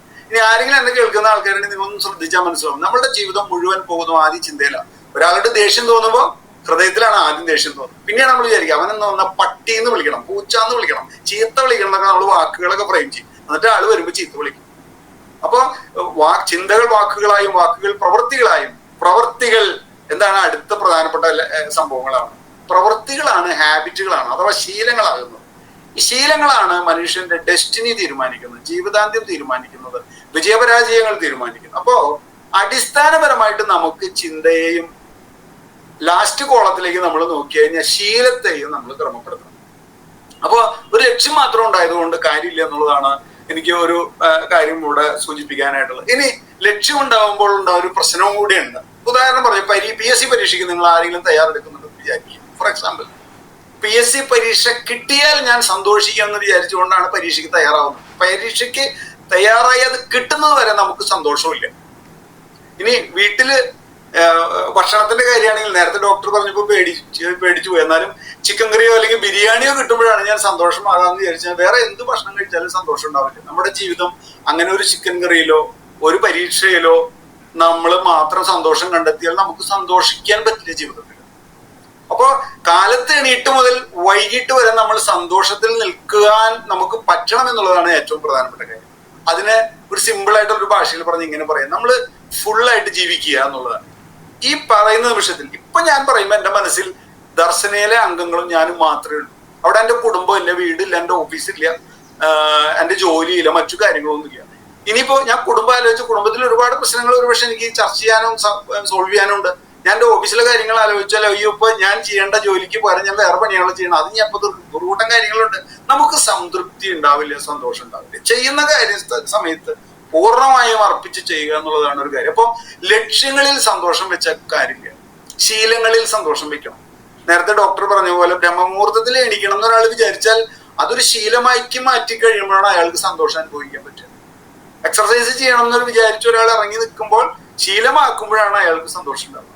നിങ്ങൾ കളിക്കുന്ന ആൾക്കാരാണ്, പിന്നെ ശേഷിക്കാരാണ്, പലതരത്തിലുള്ള ബുദ്ധിമുട്ടുകൾ അനുഭവിക്കുന്ന ആളുകളാണെങ്കിൽ കൂടെയും നിങ്ങൾ ഇത്തരത്തിലുള്ള കാര്യങ്ങൾ ചെയ്യുന്നതിന് ഒരു തുടർച്ച കൊണ്ടുവരണം എന്നുള്ളതാണ് പ്രധാനപ്പെട്ട കാര്യം. ഒരു ശീലം നിങ്ങൾ വളർത്തിയെടുക്കണം എന്നുള്ളതാണ് പ്രധാനപ്പെട്ട കാര്യം. കോമ്പറ്റീഷൻ ഉണ്ടാകുമ്പോൾ മാത്രം കളിക്കാരാകാതെ, കോമ്പറ്റീഷൻ ഉണ്ടാകുമ്പോൾ മാത്രം പാട്ടുകാരാകാതെ, ആവശ്യം വരുമ്പോൾ മാത്രം എഴുത്തുകാരാകാതെ നിങ്ങളൊന്ന് ചെയ്തു നോക്കിയേ. ഇവിടെ ഇരിക്കുന്ന ഞാനിപ്പോ ഇതിൽ നോക്കുമ്പോൾ എനിക്ക് തോന്നുന്നു 43 പേരുണ്ട്. ഇപ്പൊ 2-3 ആളുകൾ ഇതിന്റെ രക്ഷാധികാരികളായിരിക്കാം. ബാക്കിയുള്ള 40 പേരും മുത്തുകളായിട്ട് വരാനായിട്ടുള്ള സാധ്യതകളുണ്ട്. ബിക്കോസ് മറ്റുള്ളവരെക്കാൾ വിട്ട് കുറഞ്ഞ ഡിസ്ട്രാക്ഷൻസ് അനുഭവിക്കുന്ന ആളുകളായിരിക്കും നിങ്ങളെന്നാണ് എന്റെ വിചാരം. കാരണം കുറച്ച് കാര്യങ്ങളിലാണ് നിങ്ങൾ ഇൻവോൾവ്മെന്റ് ഉണ്ടാവുള്ളൂ. ആ ഇൻവോൾവ്മെന്റ് പൂർണ്ണമായി നിങ്ങൾ അർപ്പിക്കാനായിട്ട് പറ്റുമ്പോൾ അടിപൊളിയായിട്ടുള്ള ഒരു ജീവിതാന്തസ്സിലേക്ക് നമുക്ക് എത്താനായിട്ട് സാധിക്കും എന്നുള്ളതിൽ യാതൊരു സംശയവും ഇല്ല എന്നുള്ളതാണ് ഒരു കാര്യം. ഇനി ദീർഘകാല പുരോഗതി ലക്ഷ്യങ്ങൾക്ക് തടസ്സമാണെന്നാണ് എൻ്റെ അടുത്തൊരു വാദം. അതായത് 2030 ആകുമ്പോഴേക്കും എനിക്ക് അങ്ങനെ ചെയ്യണം എന്ന് വിചാരിച്ചാൽ 2030 എനിക്ക് ഇത് മേടിക്കണം. അങ്ങനെ വിചാരിച്ചാൽ ഈ 2024 മുതൽ 2030 വരെയുള്ള കാലഘട്ടത്തിൽ കാളയെ പോലെ പോത്തിനെ പോലെ നമ്മൾ ജോലി ചെയ്ത് മുന്നോട്ട് പോകും. സന്തോഷം അനുഭവിക്കാൻ കിട്ടില്ല. അതിനേക്കാൾ ഉപരി ഇന്നത്തെ ദിവസം മനോഹരമാക്കുക. ഇന്നത്തെ ദിവസം കാലത്ത് എണീക്കുമ്പോൾ ഇന്നത്തെ ദിവസം ഗംഭീരമാക്കിയുള്ള കാര്യങ്ങൾ കൊടുക്കും. അങ്ങനെ പറഞ്ഞ് നമുക്ക് ഇങ്ങോട്ട് തുടങ്ങാൻ പറ്റും. അതാണ് അതിന്റെ ഒരു സിമ്പിളസ്റ്റ് ആയിട്ടുള്ള ഫോം. ഇങ്ങനെ തുടങ്ങിയാൽ ഞാനൊരു കാര്യം ഉറപ്പ് പറയാം, ജീവിതത്തിൽ അപ്പം സന്തോഷം കിട്ടും. അതിന് പൈസയുടെ ആവശ്യമില്ല, മറ്റുള്ളവർ എന്നെ സ്നേഹിക്കേണ്ട ആവശ്യമില്ല. ഇതൊക്കെ നമ്മുടെ പരാതികള്. നമുക്ക് ശാരീരിക സൗഖ്യത്തിന്റെ പൂർണ്ണമായിട്ടുള്ള ആവശ്യകതയൊന്നുമില്ല. അതില്ലെങ്കിലും ഇന്നത്തെ ദിവസം മനോഹരമാക്കാൻ, എൻ്റെ ആയിരിക്കുന്ന അവസ്ഥയിൽ മനോഹരമാക്കാൻ എന്തു പറ്റും എന്ന് ചിന്തിക്കുകയും പ്രവർത്തിക്കുകയും ചെയ്യാതെ തുടങ്ങുമ്പോൾ മനോഹരമാക്കാൻ പറ്റും. അല്ലെങ്കിൽ നമുക്ക് കിട്ടാത്തതിനെ കുറിച്ച്, ഇല്ലാത്തതിനെ കുറിച്ച്, നഷ്ടബോധങ്ങളെ കുറിച്ച്, നമ്മുടെ കയ്യിൽ നിന്ന് വഴുതിപ്പോയതിനെ കുറിച്ച് നമ്മൾ ചിന്താമണ്ഡലത്തിൽ വ്യാപരിക്കും. നമുക്ക് ഒരു സന്തോഷവും നമുക്ക് കിട്ടും. ഇനി ഒരു പടം വരയ്ക്കാൻ, ഞാൻ കഴിഞ്ഞ ദിവസം സോഷ്യൽ മീഡിയയിൽ ഒരു ചേച്ചിയുടെ ഒരു ഇന്റർവ്യൂ കാണുന്നുണ്ടായി. ഒരു ഏജിലായിട്ടുള്ള ഒരു 45-50 വയസ്സായിട്ടുള്ള ഒരു ചേച്ചി. അവരുടെ ഒരു ഇന്റർവ്യൂ, ഞാൻ അവരെക്കാൾ വയസ്സും കിട്ടാം, ചേച്ചിന്ന് വിളിച്ചെന്ന് മാത്രമേ ബഹുമാനപൂർവ്വം വിളിച്ചതാണ്. അപ്പൊ ഒരു ചേച്ചി, അപ്പൊ അവര് പറഞ്ഞൊരു കാര്യം എന്ന് വെച്ചാൽ അവർക്ക് എഴുതാനോ വരയ്ക്കാനൊന്നും അറിയണ്ടായിരുന്നില്ല. അവര് 50-ാമത്തെ വയസ്സിൽ ശേഷമാണ് ഈ പടം വരയ്ക്കാനായിട്ട് തുടങ്ങിയത്. അവരുടെ പടങ്ങൾ ഇന്ന് വലിയ രീതിയിലാണ് വിൽക്കപ്പെടുന്നത്. ഒരു ദിവസം കൊണ്ടല്ല എന്ന് നമ്മൾ മനസ്സിലാക്കണം. ഒരു ദിവസം കൊണ്ട് വരച്ച പടമല്ല, അതിന്റെ പിന്നില് ഒരു ആവർത്തനങ്ങളുണ്ട്. മനുഷ്യ ജീവിതത്തിൽ എപ്പോഴാണ് നമുക്ക് ഒരു രസമില്ല, നമ്മൾ പറയില്ല ബോറടിക്കുന്നു നമ്മൾ പറയുന്ന ആൾക്കാരുണ്ടാവും. അതിനകത്ത് തീർച്ചയായിട്ടും ബോറടിച്ചിട്ട് പള്ളി എന്തൊരു ചെയ്യാം, ഒരു പണിയില്ല, ബോറടിക്കും. എന്താ ബോറടിക്കുന്നതിന്റെ കാരണം? 2 കാര്യങ്ങളാണുള്ളത്. ഒന്ന്, ചെയ്യുന്ന ജോലിയിൽ സന്തോഷം കിട്ടുന്നില്ല, ചെയ്യുന്ന പ്രവൃത്തിയിൽ സന്തോഷം കിട്ടാനില്ല. അത് ഇപ്പോഴാണ് നമുക്ക് ബോറടിക്കുക. ഇനി രണ്ടാമത്തെ കാര്യം എന്താ? ഇഷ്ടമില്ലാത്ത കാര്യങ്ങൾ ചെയ്യുമ്പോൾ ബോറടിക്കും. അപ്പൊ ചെയ്യുന്ന കാര്യത്തെ ഇഷ്ടപ്പെടലാണ് നമ്മുടെ ജീവിതത്തെ സുന്ദരമാക്കാനുള്ള ഏറ്റവും മനോഹരമായിട്ടുള്ള കാര്യം. ചെയ്യുന്ന കാര്യത്തെ നമ്മൾ ഇഷ്ടപ്പെടണം. ഇഷ്ടപ്പെടാതെ ചെയ്യുന്ന ഒരു കാര്യത്തിൽ നമുക്ക് മേന്മ കണ്ടെത്താൻ പറ്റില്ല, നമുക്ക് നന്നാവാനായിട്ട് പറ്റില്ല. അപ്പൊ നമ്മൾ ചെയ്യുന്ന കാര്യം, ഉദാഹരണം ഒരു പടം വരയ്ക്കാൻ പഠിക്കുന്ന ഒരാളാണെങ്കിൽ, ഞാൻ അത്യാവശ്യം എക്സസൈസ് ഒക്കെ ചെയ്യുന്ന ഒരാളാണ്, കാലത്ത് ഓടാനൊക്കെ പോകുന്ന ഒരാളാണ്. അപ്പൊ ഞാൻ ഇങ്ങനെ എഴുതുമ്പോ എങ്ങനെയാണ് ഞാൻ എഴുതുക? ബീറ്റ് യെസ്റ്റർഡേ, ഇന്നലെയെ തോൽപ്പിക്കുക എന്നുള്ളതാണ് എന്റെ ചിന്ത. അയൽക്കാരനെ തോൽപ്പിക്കുക, കൂട്ടുകാരനെ തോൽപ്പിക്കുക, കോമ്പറ്റീറ്ററിനെ തോൽപ്പിക്കുക എന്നുള്ളതല്ല, ഇന്നലെയെ തോൽപ്പിക്കുക. ഇന്നലെ ചെയ്തതിനേക്കാൾ വിട്ട് 1% മെച്ചപ്പെട്ട് ഇന്ന് എന്തെങ്കിലും ഒരു കാര്യം ചെയ്യണം. കഴിഞ്ഞ ദിവസം ട്രെയിനിങ് ക്ലാസ്സിൽ പറഞ്ഞതിനേക്കാൾ മെച്ചപ്പെട്ട രീതിയിൽ എന്റെ ശ്രോതാക്കൾ ഗുണം കിട്ടുന്ന ഒരു കാര്യം പറഞ്ഞു കൊടുക്കണം. ഇതാണ് എന്റെ ചിന്ത. അപ്പൊ അതേപോലെ നമ്മൾ ഓരോരുത്തരും 1% നമ്മുടെ ജീവിതത്തിൽ ഒരു ഇംപ്രൂവ്മെന്റ് ഏതെങ്കിലും രീതിയിലുള്ളത് കൊണ്ടുവന്നു. ഒന്നും പറ്റിയില്ലെങ്കിൽ ഒരു വാക്കിന്റെ അർത്ഥം പഠിക്കാൻ തീരുമാനിച്ചാൽ അടുത്ത 365 ദിവസം കൊണ്ട് നമ്മൾ 365 വാക്കിന്റെ അർത്ഥം പഠിക്കും. നമ്മൾ നമ്മുടെ കൂടെയുള്ളവരെക്കാൾ വിട്ട് വ്യത്യസ്തരാകും. ഒരു ശീലം നമ്മൾ കണ്ടിന്യൂസ് ആയിട്ട് തുടർന്നാൽ, ഒരു ശീലം ഡെവലപ്പ് ചെയ്താൽ, പുതിയൊരു ആക്ടിവിറ്റി പഠിച്ചാൽ ഭൂമിയിൽ 95% ആളുകളെക്കാൾ മെച്ചപ്പെട്ടവരാകുമെന്നാണ് ശാസ്ത്രജ്ഞർ പറയുന്നത്. അപ്പോ അതിന് നമ്മളുടെ ഉള്ള കഴിവുകള്, ഇനി ഒരു കഴിവും ഇതുവരെയും കണ്ടെത്തിയിട്ടില്ലെങ്കിലും നമ്മൾ എന്തെങ്കിലും ഒരു കാര്യം ചെയ്യാൻ ശ്രമിക്കുക. ഒരു ദിവസം കൊണ്ട് കീഴ്മേൽ മറയ്ക്കാൻ നമുക്ക് ആർക്കും പറ്റില്ല. അതിനൊരു സമയത്തിന്റെ കാത്തിരിപ്പ് ആവശ്യമാണ്. ക്ഷമയോടെ കാത്തിരിക്കുകയും തുടരുകയും ചെയ്താൽ 100% നമുക്ക് ഒരു ജീവിതത്തില് വ്യത്യസ്തമായിട്ടുള്ള ഒരു ഗ്രാഫ് കൊണ്ടുവരാൻ പറ്റും. അപ്പൊ എനിക്ക് പറയാനായിട്ടുള്ള ഒരു കാര്യം ഇതാണ്. ഒറ്റ പോയിന്റിലേക്കാണ് ഞാൻ വിരൽ ചൂണ്ടുന്നത്. ഒരു പുതിയ ശീലം നാളെ മുതൽ നമുക്ക് ഡെവലപ്പ് ചെയ്യാൻ പറ്റിയാൽ, ഒരുപക്ഷെ എഴുത്താവാം, പാട്ടാവാം, ചിത്രരചനയാവാം, സ്പോർട്സ് ആവാം, ഒരു ശീലം പുതിയത്, ഒരു 20 മിനിറ്റ് ഞാനിത് ചെയ്യും, ഒരു 30 മിനിറ്റ് ഞാനിത് ചെയ്യും, ഇനി 50 മിനിറ്റ് ഞാനിത് ചെയ്യും. ഞാൻ ചെയ്യുന്ന ജോലി ഞാൻ ഇഷ്ടത്തോടെ തിരഞ്ഞെടുക്കും, ഇഷ്ടത്തോടെ ചെയ്യുന്നു വിചാരിച്ചാൽ ഒരു 365 ദിവസം കഴിഞ്ഞിട്ട് തിരിഞ്ഞു നോക്കുമ്പോൾ തീർച്ചയായിട്ടും നമ്മുടെ ജീവിതത്തിൽ മാറ്റം ഉണ്ടായിട്ടുണ്ടാവും എന്നുള്ള കാര്യത്തിൽ യാതൊരു സംശയവുമില്ല. ഇനി ഇതേ ശീലങ്ങൾ തന്നെ അതിന് ഇരുതല വാളിനേക്കാൾ മൂർച്ചയുള്ളതാണ്. എന്തുകൊണ്ടാണ് ഞാൻ അങ്ങനെ പറയണതെന്ന് വെച്ചാൽ, ഈ ശീലങ്ങൾ നമുക്ക് അനുകൂലമായും മോശമായ ശീലങ്ങൾ നമ്മുടെ ജീവിതത്തെ പ്രതികൂലമായും ബാധിക്കും. എന്ത് കേട്ടാലും വിഷമം തോന്നുന്ന ഒരാള്, പരദോഷം കേൾക്കുമ്പോൾ വിഷമം തോന്നും. നമ്മളെക്കുറിച്ച് നമുക്കൊരുപാട് വ്യക്തിപരമായിട്ടുള്ള ഫീലിങ്സ് ഉള്ള മനുഷ്യരാണ്, ഇമോഷൻസ് ഉള്ളവരാണ്. പലതും നമ്മൾ കേൾക്കാൻ ആഗ്രഹിക്കാത്ത കേൾക്കുമ്പോൾ ഒക്കെ നമുക്ക് പ്രശ്നങ്ങൾ ഉണ്ടാവും. അപ്പൊ ഇതിനൊക്കെ നമുക്ക് മാറ്റണം എന്നുണ്ടെങ്കിൽ അത്തരം സാധനങ്ങൾ കേൾക്കാതിരിക്കുക എന്നുള്ളതാണ്. അതിനു വേണ്ടിയിട്ട് നമ്മൾ ക്രിയാത്മകമായിട്ട് സമയത്ത് ചെലവഴിക്കുക. പറയാൻ എളുപ്പമാണ്, ചെയ്യാൻ ഭയങ്കര ബുദ്ധിമുട്ടാണ്, 100% അറിയാം. പക്ഷെ നമ്മൾ കണ്ടെത്തിയേ മതിയാവും. എന്നാലേ ഈ ജീവിതത്തിനൊരു വാല്യൂ ഉണ്ടാക്കിയെടുക്കാനും മെച്ചപ്പെടാനും ഒക്കെ നമുക്ക് കൂടുതൽ സാധിക്കും. നിങ്ങൾ ക്രിയാത്മകമായി ഒരുപാട് കാര്യങ്ങൾ ചെയ്യുന്ന ആൾക്കാരാണ്. ഇതുപോലെ നിങ്ങൾ ഓൺലൈനിൽ കൂടുന്നു, മീറ്റിംഗിൽ ഇരിക്കുന്നു, നിങ്ങൾ സംസാരിക്കുന്നു, പല ആശയങ്ങൾ നിങ്ങൾ ഡെവലപ്പ് ചെയ്യുന്നു, ഒക്കെ നിങ്ങൾ ചെയ്യുന്നുണ്ട്, നല്ല കാര്യമാണ്. പക്ഷെ ഇൻഡിവിജ്വലൈസ് ചെയ്യുമ്പോൾ, വ്യക്തിപരമായി നമ്മൾ എടുക്കുമ്പോൾ, എനിക്ക് എൻ്റെ ലൈഫിൽ എന്താണ് ഒരു പുതിയ ശീലം കണ്ടെത്താൻ പറ്റുക, ആ ഒരു പുതിയ ശീലം എനിക്കോ എൻ്റെ കുടുംബത്തിനോ എൻ്റെ സമൂഹത്തിനോ എൻ്റെ കമ്മ്യൂണിറ്റിയിലുള്ള ആളുകൾക്കോ ഏതെങ്കിലും രീതിയിൽ ഗുണം ചെയ്യാനായിട്ട് പറ്റുമോ എന്ന ചിന്തയോടുകൂടി തുടങ്ങിയാൽ അടിപൊളിയായിരിക്കും. അതിനുവേണ്ടി നമ്മൾ ചെയ്യേണ്ട ഒരു കാര്യമുള്ളൂ, ഇന്ന് തുടങ്ങി നാളെ എൻ്റെ ജീവിതത്തിൽ മാറ്റം ഉണ്ടാകുമെന്ന് പ്രതീക്ഷിക്കരുത്. അതിന് സമയമെടുക്കും. സമയമെടുത്താൽ മാത്രമാണ്. ഇപ്പോ ഹുസൈൻ ബോൾട്ടിനെ കുറിച്ച്, പ്രശസ്തനായിട്ടുള്ള അത്ലറ്റ് ഹുസൈൻ ബോൾട്ടിനെ കുറിച്ച് പറയുന്ന ഒരു നോർമൽ കണ്ടീഷൻസ് ഉണ്ട്. 9 മിനിറ്റ് ഓടുക, 9 സെക്കൻഡ് 10 സെക്കൻഡ് കൊണ്ടാണ് അയാൾ 100 മീറ്റർ സ്പ്രിന്റ് ഓടുന്നത്. 9 സെക്കൻഡ്. ഈ 9 സെക്കൻഡ് ഓടാൻ വേണ്ടിയിട്ട് അയാൾ 12 വർഷം പ്രാക്ടീസ് ചെയ്തു. മനസ്സിലായില്ലേ? ഗ്രൗണ്ടില് 9 സെക്കൻഡ് ഓടാനുള്ള ദൂരം പ്രാക്ടീസ് ചെയ്തത് 12 വർഷമാണ്. അപ്പൊ ഇതിനെയാണ് ക്ഷമ എന്ന് പറയുന്നത്, കാത്തിരിപ്പ് എന്ന് പറയുന്നത്. അപ്പോ അത്രയ്ക്കൊന്നും വലിയ ലെവലിലേക്ക് ഒരു പക്ഷേ നമ്മൾ ആരെങ്കിലും എത്തുമെന്നൊന്നും എനിക്ക് അറിഞ്ഞുകൂടാ. പക്ഷെ തിയറി പറയുന്നത്, ജീവിതാനുഭവങ്ങൾ പറയുന്നത്, ഞാൻ ഈ പറയുന്ന പോലെ നമ്മൾ അത്തരത്തിലുള്ള കാര്യങ്ങൾ ചെയ്താൽ തീർച്ചയായിട്ടും മാറ്റങ്ങൾ കൊണ്ടുവരാനായിട്ട് പറ്റും എന്നുള്ള കാര്യത്തിൽ യാതൊരു സംശയമില്ല. ഞാനൊരു ആർമിക്കാരനായിരുന്നു. അതിൽ നിന്ന് ഞാൻ ഒരു സെയിൽസ് മേഖലയിൽ ICICI ബാങ്കിന്റെ പ്രൊഡൻഷ്യൽ ഡിവിഷനിൽ മാനേജറായത് ഒരു ദിവസം കൊണ്ടല്ല. എനിക്ക് സെയിൽസോ ബിസിനസ്സോ ഒന്നും അറിയണ്ടായിരുന്നില്ല. ഇന്നിപ്പോ ഞാനൊരു സ്ഥാപനം നടത്തുന്നുണ്ട്, 10 പേര് എൻ്റെ കൂടെ ജോലിക്കാരുണ്ട്. അവരെ കുടുംബം നടത്താനായിട്ട് എനിക്ക് സഹായിക്കാനായിട്ട് പറ്റുന്നു. ഞാനൊരു കാരണമായി എന്നുള്ളതിൽ ഞാൻ അഭിമാനിക്കുന്നുണ്ട്. പക്ഷേ ഒരു കാര്യം മനസ്സിലാക്കണം, എല്ലാ ദിവസവും എനിക്ക് സെയിൽ അറിയാത്ത കാലഘട്ടത്തില് ഞാൻ എൻ്റെ നൽകപ്പെട്ടിട്ടുള്ള 30 ബ്രോഷർ എടുത്തിട്ട് ഞാൻ ഈ 30 ആളുകളെ എടുത്ത് പോയി കാണും. ഞാൻ അതിൽ നിന്ന് റിസൾട്ട് കിട്ടുമെന്ന് വിചാരിച്ചിട്ടല്ല. എൻ്റെ ടാർഗറ്റ് ഇങ്ങനെയായിരുന്നു, 30 പേരെടുത്ത് ഈ ബ്രോഷർ കൊടുത്തിട്ട് ഞാൻ തിരിച്ചു വരത്തുള്ളൂ. അതൊരു ശീലമാക്കി മാറ്റി. 2004-2005 കാലഘട്ടത്തിൽ തൃശ്ശൂരിലെ ICICI പ്രൊഡൻഷ്യൽ ബ്രാഞ്ചിലെ ആദ്യത്തെ 10 പെർഫോമിംഗ് സ്റ്റാഫുകളിൽ ഒരാൾ ഞാനായി. ഒന്നും അറിയാത്ത, ഒന്നും കഴിവില്ലാത്ത ഞാനായിരുന്നു. ഞാൻ ആ ലെവലിലേക്ക് എത്തി. മനസ്സിലായി? അപ്പൊ അതിന് ഒരു ശീലം ഡെവലപ്പ് ചെയ്യുന്നത് എന്തായിരുന്നു? ഞാൻ ഡെവലപ്പ് ചെയ്ത ശീലം 30 പേർക്ക് ഞാൻ ഈ ബ്രോഷർ കൊടുക്കും. ഇതായിരുന്നു എന്റെ ശീലം. ആദ്യത്തെ ആൾ കൊടുക്കുമ്പോൾ അയാൾ പറയും, കാലത്ത് ഏറ്റവും ഓരോന്ന് തന്നിട്ട് ഇത് എന്തിട്ടോടോ പരിപാടി ചോദിക്കും. ഞങ്ങൾ വീട്ടുകാരെ എനിക്കിനേക്കാൾ മുമ്പ്, കട തുറക്കണേക്കാൾ മുമ്പ് ഇത് എവിടേക്ക് പറഞ്ഞതെന്ന് എൻ്റെ അടുത്ത് ചോദിച്ചിട്ടുണ്ട്. അപ്പൊ ഞാൻ എൻ്റെ തോളിൽ തട്ടിട്ട് ഇങ്ങനെ പറയാം, ഷാജു ഇനി 29 ആണെങ്കിൽ കേട്ടാ മതി, 29 ആണെങ്കിൽ നീ കേട്ടാ മതി. 29ാമത്തെ കൊടുക്കുമ്പോൾ പറയും, ഒരു ആരി നോക്കും, ചിലപ്പോ പറയും സമയം മെനക്കെടുത്ത് പോടോന്നൊക്കെ ചിലപ്പോ പറയും. അപ്പൊ ഞാൻ എന്റെ മനസ്സിൽ പുറത്തേക്ക് ഇറങ്ങി എന്റെ ഷോൾഡറിൽ തട്ടിട്ട് ഞാൻ പറയും, ഷാജു ഇനി 28 കേട്ടാ മതി, കൊടുക്കണം. പക്ഷെ നമ്മൾ കൊടുക്കാനുള്ളത് കൊടുക്കുക എന്നുള്ളതാണ്. 6 മാസം കഴിഞ്ഞപ്പോൾ നിങ്ങൾ വിശ്വസിച്ചാലും ഇല്ലെങ്കിൽ എനിക്ക് പറയാനായിട്ടുള്ളത്, തൃശ്ശൂരിലെ ആ ഒരു സ്ഥാപനത്തിലെ പെർഫോമർ 10 പേരുടെ ലിസ്റ്റ് എടുത്തപ്പോൾ അതിൽ എന്റെ പേരുണ്ടായിരുന്നു. പിന്നീടാണ് ആ മേഖലയിൽ ഞാൻ ഡെവലപ്പായി പോയത്.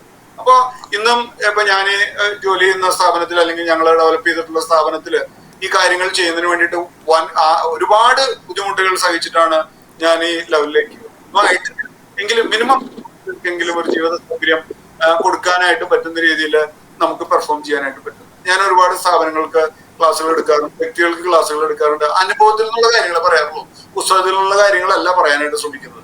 അപ്പോ എനിക്ക് നിങ്ങളോട് പറയാനായിട്ടുള്ളത്, നിങ്ങളുടെ ജീവിതത്തെ മാറ്റത്തിലേക്ക് നയിക്കുന്ന ഒരു ശീലം ഡെവലപ്പ് ചെയ്യണം എന്ന് ആദ്യമേ തീരുമാനിക്കുക. ആ ശീലം ഏതെന്ന് ഐഡന്റിഫൈ ചെയ്യുക. അതിന് നിന്റെ സുഹൃത്തുക്കളുടെ, നിങ്ങളുടെ ഗുരുക്കന്മാരുടെ, നിങ്ങളുടെ മെന്റർമാരുടെ, നിങ്ങളുടെ വീട്ടുകാരുടെ, നിങ്ങളുടെ പ്രിയതമയുടെ, മനസ്സിലായില്ലേ, നിങ്ങളുടെ ഹസ്ബൻഡ്, അച്ഛന്റെ, അമ്മയുടെ ഒക്കെ സഹായം അതിന് സഹായിക്കും. അവരോട് ചോദിക്കണം, അവർ പറയുന്ന അഭിപ്രായം എപ്പോഴെങ്കിലും നിങ്ങളോട് പറയണ്ട, ഇന്നൊരു കഴിവ് നിനക്കുണ്ട്, നീ ചെയ്താൽ നന്നാവും എന്ന് ആരെങ്കിലും കുറിച്ച് എന്തെങ്കിലും പറഞ്ഞിട്ടുണ്ട്. ഇനി അഥവാ പറഞ്ഞിട്ടില്ലെങ്കിൽ തന്നെ നമ്മൾ അങ്ങോട്ട് തീരുമാനിക്കണം, ഞാൻ എനിക്കിതാവണം, എന്നിട്ട് അതിനു വേണ്ടിയിട്ട് ഒരു ശ്രമം നടത്തുക എന്നുള്ളതാണ് എനിക്ക് പറയാനായിട്ടുള്ളത്. ലക്ഷ്യങ്ങൾ മറക്കുക. ശരിക്കും പറഞ്ഞാൽ ലക്ഷ്യങ്ങളല്ല നമുക്ക് വേണ്ടത്. നമുക്ക് വേണ്ടത് ശീലങ്ങളാണ് ഡെവലപ്പ് ചെയ്യേണ്ടത്. നല്ല ശീലങ്ങൾ, നേരത്തെ ഉണരുന്ന ശീലം, എക്സസൈസ് ചെയ്യുന്ന ശീലം, കളിക്കുന്ന ശീലം, നല്ല വായനയുടെ ശീലം, നല്ല കാര്യങ്ങൾ പറയുന്നതിന്റെ ശീലം, സമയം ഞാൻ വൃഥാ കളയില്ലെന്നുള്ള ഒരു ശീലം, നല്ല കാര്യങ്ങൾ കേൾക്കാനുള്ള ഒരു ശീലം, ക്രിയാത്മകമായി ജീവിക്കുമെന്നുള്ളൊരു ശീലം, മൂല്യങ്ങൾ ചോർന്നു പോകാതെ ഞാനും എൻ്റെ കുടുംബവും ജീവിക്കുമെന്നുള്ള ശീലം, ഇതൊക്കെ ഇത്രയൊക്കെ മനുഷ്യൻ ചെയ്യാനുള്ളൂ. വേറെന്തൊരു ചെയ്യാനുള്ളത്? അലക്സാണ്ടർ ലോകം മുഴുവൻ വെട്ടിപ്പിടുത്തും മരിച്ചുപോയി. ഇന്ന് കഴിഞ്ഞ ദിവസങ്ങളിൽ ബഹുമാന്യായ നമ്മുടെ മുൻ പ്രധാനമന്ത്രി മരിച്ചു, ഇല്ലേ? അതിനേക്കാൾ മുമ്പ് നമ്മുടെ MT മരിക്കുകയുണ്ടായി. ഇവരൊക്കെ ഇവിടെ ഭൂമിയിൽ ആരും അനശ്വരരായിട്ട് ഇങ്ങനെ നിൽക്കാൻ പോകുന്നവരില്ല. കുറച്ച് ദിവസം കഴിയുമ്പോൾ എല്ലാവരും ഇവിടുന്ന് ബൈ ബൈ പറഞ്ഞു പോകും. അത് ഉള്ള കാലം നമുക്ക് നന്നായി ജീവിക്കാം. നന്നായി ജീവിക്കുക എന്ന് പറഞ്ഞാൽ പൈസയുടെ മാനദണ്ഡമല്ല നന്നായി ജീവിക്കില്ല. നമുക്ക് സമാധാനത്തോടെയും സന്തോഷത്തോടെയും ഓരോ ദിവസവും ആസ്വദിച്ചുകൊണ്ട് ജീവിക്കാൻ പറ്റുക. അത് ചിലപ്പോൾ കഞ്ഞിയും പയറും കഴിക്കുമ്പോഴും ആ ആസ്വാദനം ഉണ്ടാവണം, ചിക്കൻ ബിരിയാണി കഴിക്കുമ്പോഴും ആസ്വാദനം ഉണ്ടാവണം, ഈ കഞ്ഞിയിൽ വറ്റില്ലെങ്കിലും ആ വെള്ളം കുടിക്കുമ്പോൾ നമുക്ക് ആസ്വാദനം ഉണ്ടാവും. അത്രേ ഉള്ളൂ. അപ്പോൾ ഒരു സിമ്പിൾ ലൈഫിലേക്ക് നമ്മളെ ദൈവം നയിക്കട്ടെ. നല്ല രസകരമായിട്ട് നിങ്ങളുടെ ജീവിതം മുന്നോട്ട് പോകട്ടെ. നിങ്ങൾ മറ്റുള്ളവർക്ക് മാതൃകയാവുന്ന ആൾക്കാരാണ്. നിങ്ങളുടെ ഓരോ പ്രവർത്തനങ്ങളും നിങ്ങളുടെ ചുറ്റുവട്ടത്തുള്ളവർ വീക്ഷിക്കുന്നുണ്ട്, നിങ്ങളെക്കുറിച്ച് അപ്രീഷിയേറ്റ് ചെയ്യുന്നുണ്ട്, നിങ്ങൾക്ക് വേണ്ടി പ്രാർത്ഥിക്കുന്നുണ്ട്, ഒക്കെ ചെയ്യുന്നുണ്ട്. മേ ബി നിങ്ങളുടെ എല്ലാ ജീവിത തലങ്ങളിലും അവർക്ക് ഇടപെടാനോ സപ്പോർട്ട് ചെയ്യാനോ ഒക്കെ സാധിക്കുന്നുണ്ടാവില്ല. അത് നിങ്ങൾ മനസ്സിലാക്കണം, തെറ്റിദ്ധരിക്കരുത്.